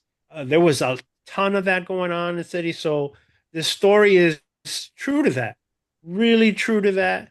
And how people deal with trauma, and in his case, he fucking went and shot a bunch of motherfuckers up. He definitely gets caught, but they let him go, and that gave birth to four more movies. So, it's my favorite Charles Bronson film and franchise, and he hangs on my wall too, with great pride. I got that a few years ago, a big cool Death Wish a thing, or an autograph that I have on my wall opposite the camera, and yeah, one of the best to ever, one of the best actors ever. He was so badass in this, without even trying to be, but it just comes across as badass. And I am sad that I never got to meet Charles Bronson, but I'm glad that I have him in my collection, and that I see these movies still at nauseum. Like 1, 2, and 3, I have watched thousands of times between the three of them. I love them so much. 4 and 5, they're okay, but 1, 2, and 3 are untouchable. And yeah, I definitely wanted to talk about Charles Bronson and Death Wish. So I'm glad I got the opportunity here, and curious to know what you guys think of the film. I've never seen the sequels, but I looked at the synopsis for 2, and I gotta say, his daughter is the unluckiest person in the Oh, entire Yep. fucking- Worst Yes, luck she ever. is. Yes, she I is. saw that. I was like, God damn, she can't catch a break, bro. But Yeah, no, 2 and She- 3 are brutal, bro. You should give those a watch. no, She definitely. always gets victimized by like people who come on to be famous actors too, if you notice. Yeah, I was about to say when I saw I didn't know Goldblum was in it until I started the film. I was like, holy shit, that's wild. Yeah. And of course, like you see his name before, like you even see him, I think, if I'm not mistaken. So I was like, who's he? And then as soon as I saw him, I was like, this pimply face motherfucker. But that's one thing I will go ahead and say. I'm not gonna dive in yet, but watching this made me like even more excited for the sequels. Kind of like we talked about 28 years later earlier, which that one I know is like part of a trilogy, building a trilogy. It's a little different. I'm not comparing the films exactly, but I just mean as far as like when I left that film, I was like happy with it, but I was more excited to see 2 and 3. Like I knew that those might be funner and I might enjoy them a little bit more. You know what I mean? So, Jay, what was your introduction to Death Wish, and what'd you think about it? So Death Wish is one of the greatest franchises of all time. Period, in my opinion. I fucking love these movies. I've been watching them since childhood, definitely my early teen years. Charles Bronson is one of the baddest motherfuckers who ever lived in these movies. And while three is probably in my top three films ever, Death Wish 3, number one is probably the most important film to the series because, like my pop said, it's the beginning of his story. But three is completely off the rails, and it's the best fucking movie, and the kill count is through the roof in three, and it's in the Bronx. But anyway, on the topic of one, you know, to touch on more of the same, obviously, we know what happens to his family, and he has a descent, but I also appreciate the fact that the way he carries himself is like he reserves all those feelings of turmoil to the public eye. Like people even comment on how well he handles a situation. His son-in-law is like a total herb compared to him. And there's only one scene in the film where he kind of loses it and you see him break that zen that he carries, and he's like, how could you just let like this happen and not want to do something about it? And the kid's like, oh well, the police will handle it, and you can tell in that moment that's the only time you ever see him truly bothered is hearing that the police will handle it and it'll be okay and all that stuff, because after that, that's when he really starts to slowly test himself. He goes out there at first with like what is, I think, it's a couple of things in a sock, Roller quarters. roller quarters in a sock, and he just pulls up and beats the shit out of somebody who tries to rob him. So it's self-defense. He's good, but he's getting the taste. He's getting the taste of what it's like to fight back in a city that will chew you up and spit you out. And even at that time where he lived in the West Side, Riverside Drive. That Central Park area at night is notorious for rapes, robberies, murders, especially in that timeline. Central Park ain't, all sunshine and rainbows like a tourist would think it is. So he gets to start. One of my favorite scenes in the whole movie is as he's kind of into it already. He's already got the gun and all that. It's on the train. He's in a car by himself, and it's late at night. And these two guys roll up on him, and they decide they're going to make into a victim, unbeknownst to them that the only victims that evening will be them because they both get blasted with the quickness. And the reason that's my favorite is because that's some real shit that you would see on the train. That stuff like that happens all the time. I've personally witnessed people pull out firearms on the train. Thankfully, I've never been in a situation where somebody's used one in my vicinity on a train, but I definitely have come close. And his kill count, while modest in this film, it's enough where he did his thing, and he's gonna be back for more because at this point it becomes a personal creed almost that he takes himself. He's like, you know what? If nobody's gonna stop this, I'm gonna fucking stop this. And a hero is born, like that's the only way to put it. You can argue that vigilante justice is, not the way, but sometimes the people need to govern themselves, man, when society fails you and the law fails you and corruption is king, So that's pretty much what I have to say. Death Wish fucking rules, and the Knights of the Black music video is going to pay tremendous homage to that. Yeah. Oh yeah, no, I can't wait for that to drop. See Wren die. Speaking of one of the victims, Wren, what'd you think of this film? Do you remember the first time you saw it, or? Yeah, I saw this in the basement of my grandmother's house with my uncle. Again, too young to watch it. I was actually forbidden to watch this film. I remember because I wanted to watch it again, and my dad's like, "There's no fucking way I'm letting you watch Death Wish. Are you out of your mind?" So there was like years that passed before I saw it again, and when I watched the first one, I ended up like just watching the rest of the series. Two was my favorite, just to throw that out there. But in one with the kill count, since it's been brought up a few times, I think if his kill count was crazy, like in three, this movie wouldn't have been as impactful. I think I think his kill count needed to be low in this because he was still like figuring it out. If he just started fucking going buck wild and shooting everyone in New York, like that would have been it would have killed the whole vibe of the film. But as said before, it's like he's like this. He's so like calm. Like he's almost like Buddhist calm, like the whole he goes to the cops and they're like, "Hey, do you think you're gonna like find these guys?" And the cops like the detective's like, "I don't think we will." Like he like straight up tells them like, we're gonna do some things, but like probably not."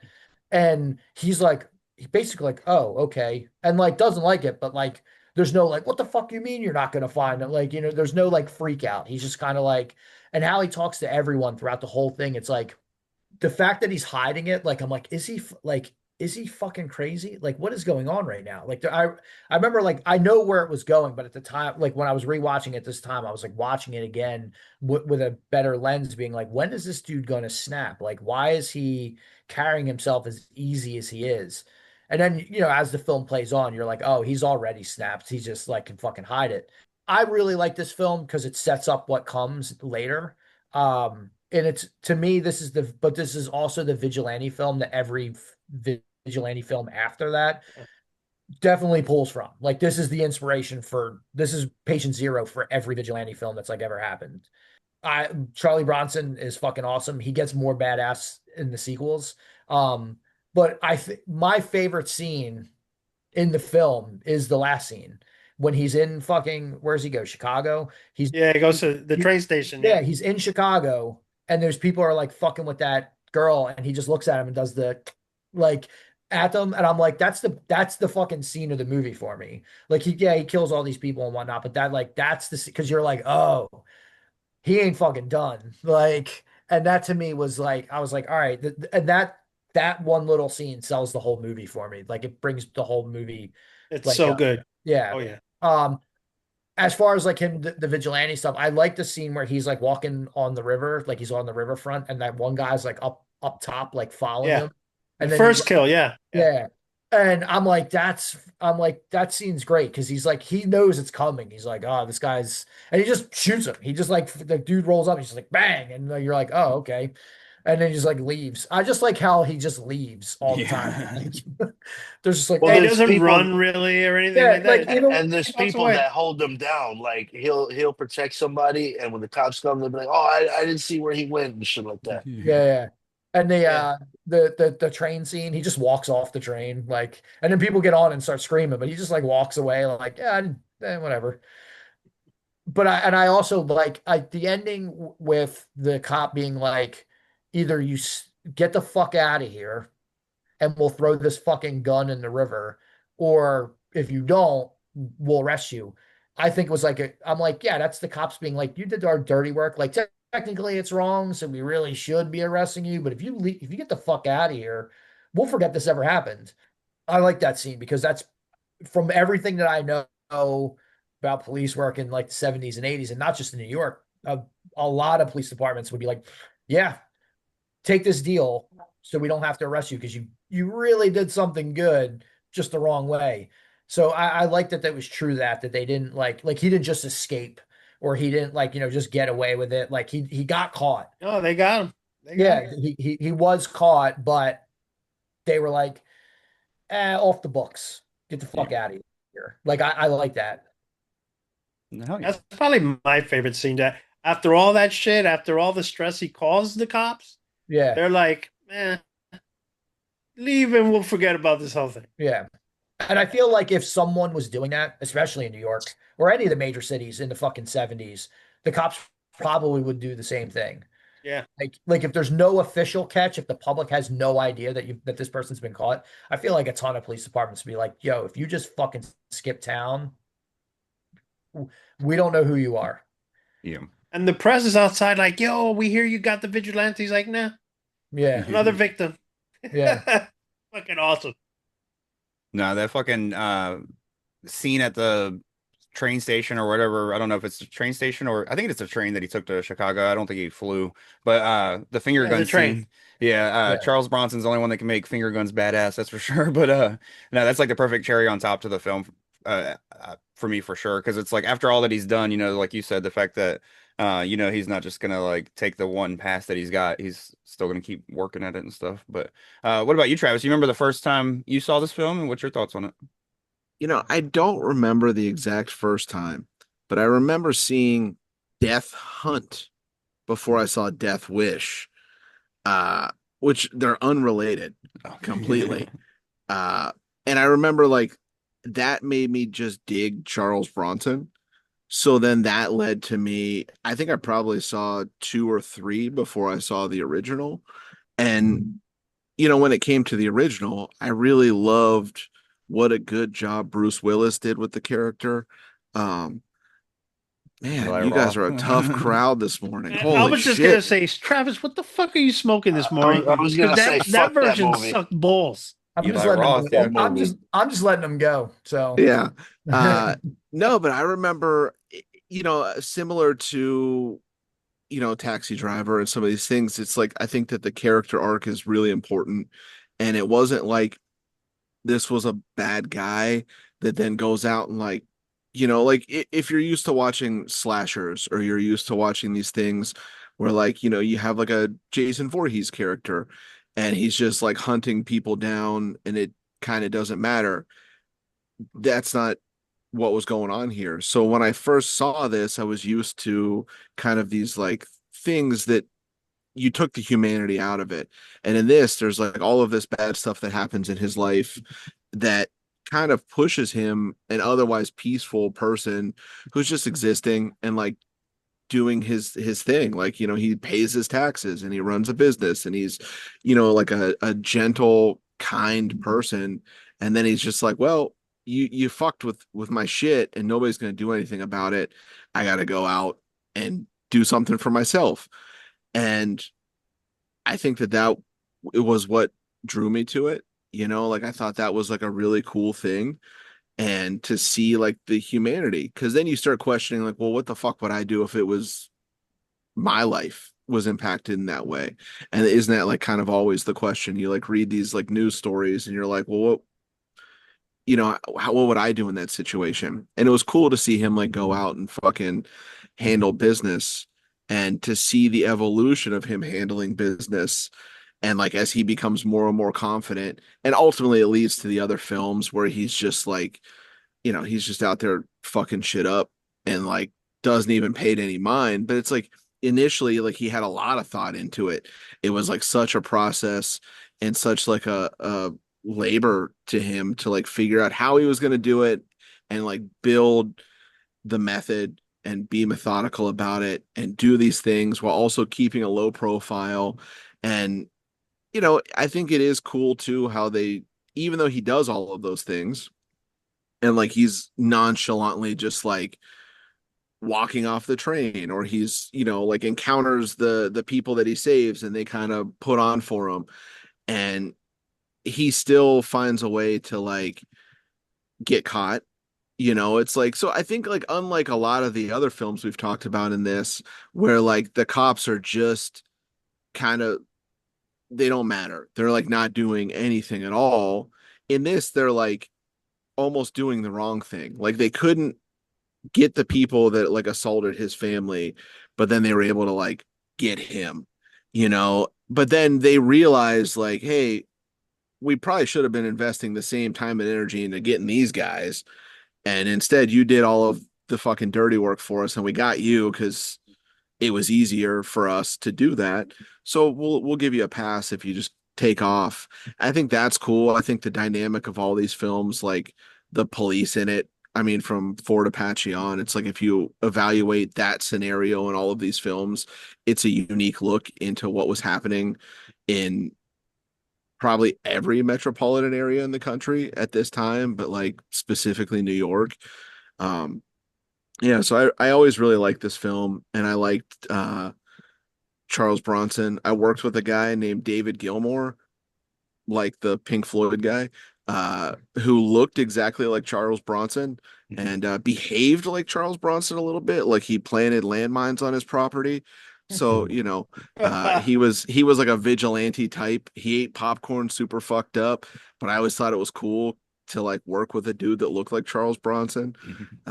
So yeah, I think this film's great. I think the whole series is great. I think each movie is kind of great for different reasons after a point, but this one is like it sets up everything. It like as a standalone film, it would be great. If nothing else came after that, it would have been fine on its own. I think the writing's fantastic. I think it looks cool. And the kill count's there, so it's cool. Oh yeah. Now, for me, this is a film similar to Taxi Driver, which I saw Taxi Driver, over a decade ago now, but and this was the first time watch for me watching Death Wish, but similar to that, I grew up kind of always feeling like I'd seen these films, like you hear so much about them and you think the story, like, oh, like for the longest time, I just thought Travis or the Taxi Driver was just a simple story about Travis Bickle going crazy. You know what I mean? I didn't know it was like so much, depth to it. And same thing with like Death Wish. I thought it was these criminals come kill his wife and kid. I didn't think that I didn't even know his daughter lived. I thought that they were both dead and that he goes out, finds the criminals that did it and kills them. The fact that it doesn't do a lot of the stuff that I expected it to do was already a pleasant surprise because it like subverted my own expectations that I had going in.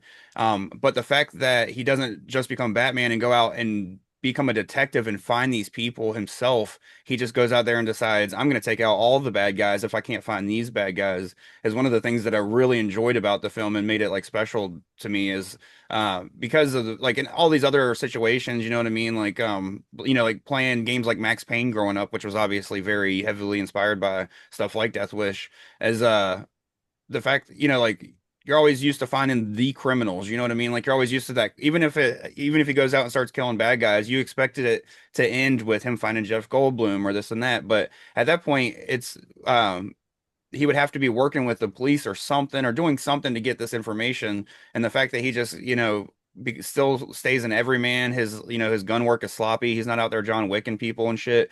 Like everything like that is what makes this film like really stand out and specials. And he's still got something to, the fact that his daughter is like so fucked up from this is, one of the things that he has like this pure motivation still, at the end of the film. It's not like she's like, Dad, like there's not like anything, there's no healing, you know what I mean? Like there's nothing for him to heal. So it's nice to see him just go out there and fucking take care of business. And I'm glad that like, Jay mentioned like there's more of a body count in the future films, but I'm kind of glad there's not a body count in this film because by the time we get to the killing, I feel like it's so back to back to back that it almost starts to feel repetitive, and they hit it right when it like starts to feel repetitive is when they switch it up, and that's when he gets caught and like it gets good and stuff like that. So I feel like if they did too many more of those scenes, then the film would probably start to drag a little bit and stuff like that. So I'm glad it moved at a good pace. I feel like you had the opening scene that grips you immediately with, the murder and torture / rape of his daughter. And then, murder of the wife and then torture of the daughter. And then, so you get thrust into that, and then you get to settle down and like learn more about Charles Bronson as a character before you just get to see him be a badass for like the final act of the film. So I'm really excited to see Death Wish 2 and 3. Like I even mentioned, I read the synopsis for 2, but I didn't even read that until after I saw this because I didn't want to spoil anything just in case. But no, I really enjoyed it, and I'm excited to check out the rest of the films. You're gonna thoroughly enjoy 2 and 3, my friend. Well, I'm gonna try to Yeah, find like a Blu-ray or something of them. So the that way I thing can... with they're 2 and fucking awesome. It's worth to watch them if you can get them in 4K. Do that. I don't know if that exists, but Yeah. the things with 2 and 3 is that they were brought on after, like they bought Canon Films bought that from Dino De Laurentiis, so it's got like a different vibe. They're like not even shot the same. Like it's the same characters, but it's like they're not the same. Very much different films, just in that world. But one of the things you brought up about them not getting the guy, like the bag, he actually bumps into one of them at one point. He's like walking down the steps. He like bumps into one of those like first the guys from the beginning, and they don't, because he doesn't know who it is. He just keeps walking. Yeah. So I don't know if you guys all caught that, right? I Yeah, didn't. he just like Yeah. the 2 dudes walking up the stairs from the park, and the he girls. bumps into them. Yeah. Yeah, One of them's the one of, so like Yeah. that's even the more. guy who did the spray painting, right? He's like he bumped into like one of the actual guys, Yeah, and they yeah. just separated. They just like kept walking, and you're like, it's right there. But the fact that he's just like, I'm just gonna kill everyone. Eventually, I'll kill them guys, I guess. Yeah. Like, but that's good filmmaking because like, yeah, it's the simple plot is, oh, the bad guys did something bad to my family, I'm going to kill said bad guys. And that never happens. Yeah. And on one hand, like as an audience, you could be like, well, I'm fucking dissatisfied in that because those dudes deserve their comeuppance. But on the other hand, you're like, as a audience, you're like, well, that's a surprise. Like I would much rather be surprised. And it's more true to life, I feel Yes. like. You Yeah. know, like in such a big city, it's like a needle in a haystack to try to find these people, you know? Especially Yeah. back then without technology, with evidence and all that Yeah, shit. yeah. No, You know and what like else is worth mentioning too? I forgot to say this earlier, but it's really scary how those criminals find Jack Kersey's wife and daughter, because when you watch, what winds up happening is they get their home address off a fucking delivery label for their groceries. They choose to have groceries delivered. And it was a common practice, even at my local supermarket, that when they're going to do that, they write your info and they just slap it on a bag and leave it there. Yeah. So any creep can just come and look where you live and fucking follow you home. And, like, yeah. so it goes with what you said about being true to life and just fucked up. Yeah. And it reminds me of like well, not reminds me of, but like, to use another film as a example, I Saw the Devil is like one of my favorite revenge thrillers of all time, if not my favorite. And that's a guy that's going to get the guy that did the thing. But it makes sense because he was already like a private detective. The serial killer fucked around and found out with the wrong one. So we're in this situation, like we got a everyman like architect and stuff, and the fact that they kept him, that is so great about this film. You know what I mean? Because how is he supposed to find these people? You know what I mean? The only way it would have made sense for him to find the bad guys is for him to already be a cop or something. But because then he has like those things available to him. But like even Wren said, like even then, what would he really have available to him? You know what I mean? Like DNA wasn't really like as prevalent back then, and or even I don't even know if it was a thing yet, like the DNA database. You know what I mean? Yeah.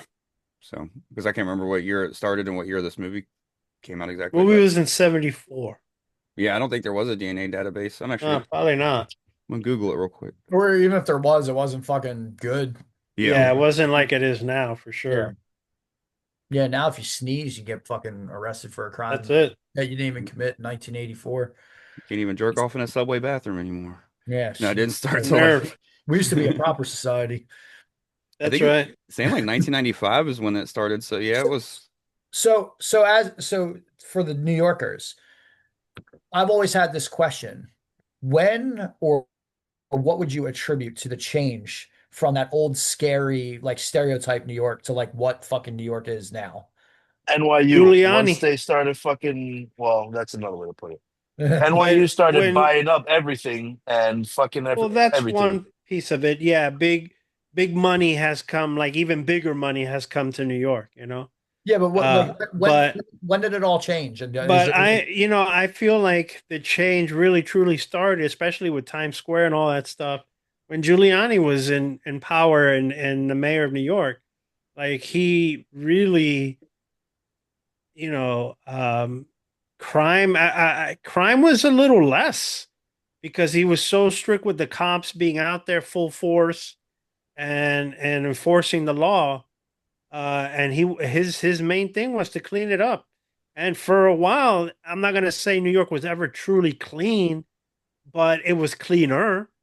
And when it was safer, and when they started to invest in Times Square and make it what it is today, you made the city look more appealing to tourism and all that. And so it begins with Times Square. Like fixing Times Square was a big to do. And once that got cleaned, I think everything else started to follow suit. More money started coming into the city.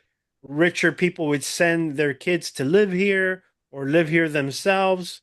And then NYU started like buying all this property and making dorms everywhere and all that. So like just big money started coming in after that. After Big money also actively worked to kill mom and pop. And when, in the quest to do that, they've come a long way. Mom and pop is seldom to exist over here now. It only exists in the boroughs. All Like, that you still have gentrification. your bodegas and things like that, but like in the cities, that's pretty non-existent Yeah. because it's all corporations and, big It money doesn't stores. exist in the city anymore. I'll go as far as to say that you might have a hobby shop or two, but it ain't shit. And honestly, for me, I'll say the early 2000s is really when gentrification started going harder, and all the big places that were like St. Mark's, all that shit started dying out totally and Well, I and think yeah, and disappeared. the potential revenue that New York could have made was too attractive to not make the effort to clean it up. Because people were coming here anyway, even when it was gritty and grimy and full of fucking crime. But because that's part of its charm. But I think once they saw the true potential of the money making machine that New York is, they went full force and tried to gentrify and everything. And they're still like the Bronx was the last standing borough without gentrification, but even that has They're finally trying. hit the South Bronx. And you know, when we go to Yankee Stadium now, we're like, what the fuck? Like all these new buildings popping up left and right, and just a different class of people coming in. Um, it's happening. It's finally happening, but the Bronx was the most resistant to it, and it took the longest. Not only that, but they're trying to push us out even here, Yeah, because you can live in a pre-war 80 to 100-year-old building like mine that like the rent is a lot lower because your grandfather did, you've been here a long time. But as soon as they go and they knock the shit down and build a new one, it's gonna be $3,000-4,000 for a fucking studio. You know what I mean? To have only a certain class of people live here. That's been the plan from the beginning, and it's fucking come a long way. It's virtually unaffordable here, and that wherever poverty migrates to is now 100 times because it's all concentrated. It's concentrated in the small areas like the Bronx. Because you go to Brooklyn and you go to Queens, that ain't Brooklyn, Queens no more. It's yeah, Manhattan extended. yeah. I work by the Barclay Center. That used to be a huge open lot, and then Flatbush, which is the a notorious hood. dangerous area it used to be, and Yeah. it's still some remnants for sure. Or But Flatbush boy, Now is it Alley. it's filled up. it's now it's huge buildings with Yeah, $7,500 rents, and non-native New Yorkers. There ain't a fucking native New Yorker in that whole neighborhood, if you ask me. yeah. Yeah, I was just curious when it like kicked off because I remember going to Brooklyn in 2000 and I stayed in Brooklyn in 2004 and I was like, this ain't the Brooklyn I remember from even five. Nah, early to late 1990s, I guess, and early 2000 is when it really started to change. Hmm. Well, shit.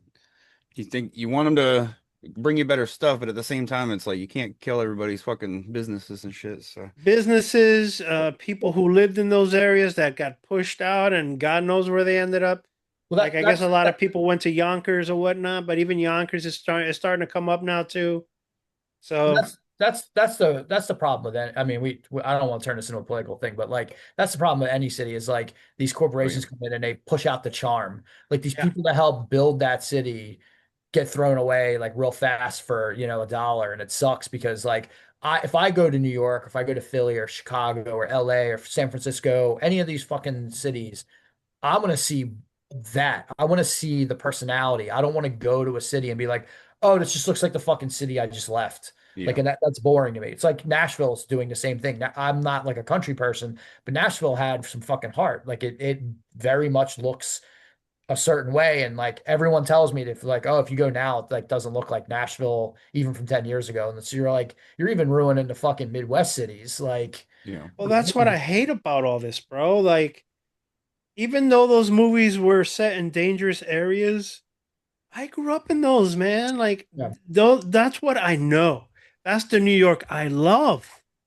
I don't complain about the old. I complain about new New York.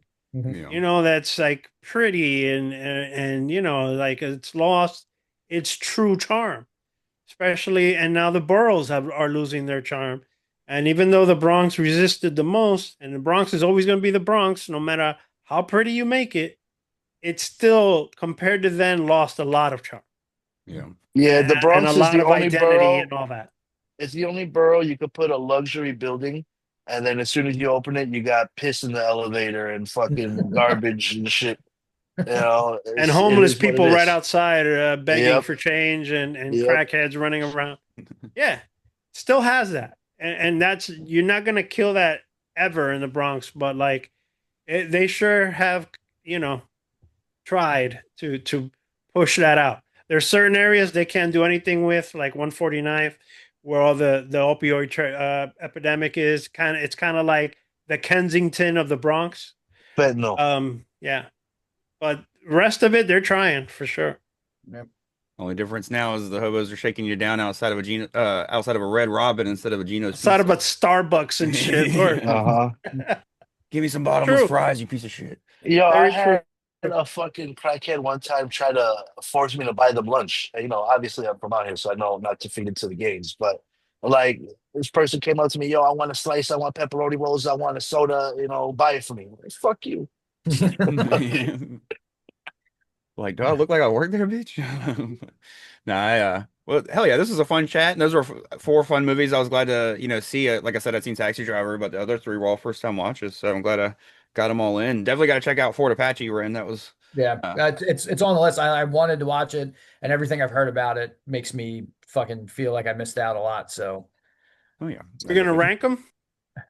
Yeah, we can rank them real quick. Phil, do you want to go first? Yeah. So if I'm ranking them, and all of these are like hair apart because I love these films so much. But if I'm gonna rank them, I'm gonna put Gloria at number 4. I'm gonna put Taxi Driver at number 3. Even though I love that film so much. And then 2 and 1 is going to Death Wish 2 and Fort Apache 1, because Fort Apache is a total Bronx fucking film and story. And so it resonates with me the most, as much as I love Charles Bronson. And it could flip, those two can flip at any time. Depends on what day it is for me. But today, as we do this, it's definitely Fort Apache at number 1. Just because it's so fucking true to Bronx, New York. So yeah. Oh yeah. What about you, Wren? since I didn't see Fort Apache, and I watched Cruising, I'll put that in there. So number 4 will be Gloria, number 3 will be Taxi Driver, number 2 would be Cruising, and number 1 would be Death Wish. That would be my 4. Oh yeah. Travis? I'm not even going to mention Gloria. So no. Gloria would be number 4. For me, I think number 3 would be Death Wish, and number 2 would be Fort Apache, and number 1 would be Taxi Driver. I wanted to give number 1 to Fort Apache, but I think it's like a newness bias. Like I hadn't seen it before this, and I loved it. So I'm just going to stick it safely at number 2 for now, but that could change at some point. Oh yeah. What about you, Jay? Well, since I can't rate Gloria, which Travis is probably jealous of me on that, I'll put Fort Apache at 3, Taxi Driver at 2, and Death Wish at 1. Oh yeah. Now mine's similar to Travis's, but I think actually, I'll be honest, I think I got to put Death Wish at 4 for me. But these are all very close. Like I enjoyed all of these. Like none of them are movies I would say I disliked at all. Same. But so Death Wish probably 4, Gloria at 3, Fort Apache at 2. But it's very hard to not put it at 1. I'm kind of with Travis. It's like I want to, but I just don't want to do the recency thing. So I am going to go Taxi Driver at 1 with Fort Apache at 2. But no, Fort Apache's one that I want to get like a 4K version or something on Blu-ray. Oh man, I can't wait till that happens, bro. Hell yeah. Yeah, somebody's got to do it. Hopefully, maybe this episode will help spark Vinegar Syndrome to do it or something. But now we need to start a campaign online because this is definitely a film that needs to be seen more and stuff. So I'm excited that I got to finally check it out, and excited to finally get to do an episode with the whole gang again. It's been a while, especially since we did one, but even that's been a while, and that was without Jay. So it's cool to have everybody back. Word. Full band. Yeah, hell yeah, bro. Yeah, it's nice. It's like playing Rock Band with all the instruments. So just fucking That's right. Word. Oh yeah, we appreciate you dudes. Of course, for anybody watching on YouTube, just make sure you like, subscribe, leave a comment, let us know what you think of these films, or maybe some films that you would throw in, with these films that represent old school New York as well. If you're listening on Spotify or Apple Podcasts, just leave a rating, or you can leave a comment on both of those as well. When you leave a rating on Apple Podcasts, you can leave a comment, and then you can just leave a comment on episodes on Spotify. So feel free to do both. Thank you all for listening, and thank you guys for joining me. I appreciate you. Fuck yeah, guys. Peace out, Can't wait guys. till the next one. Later, dudes. Later.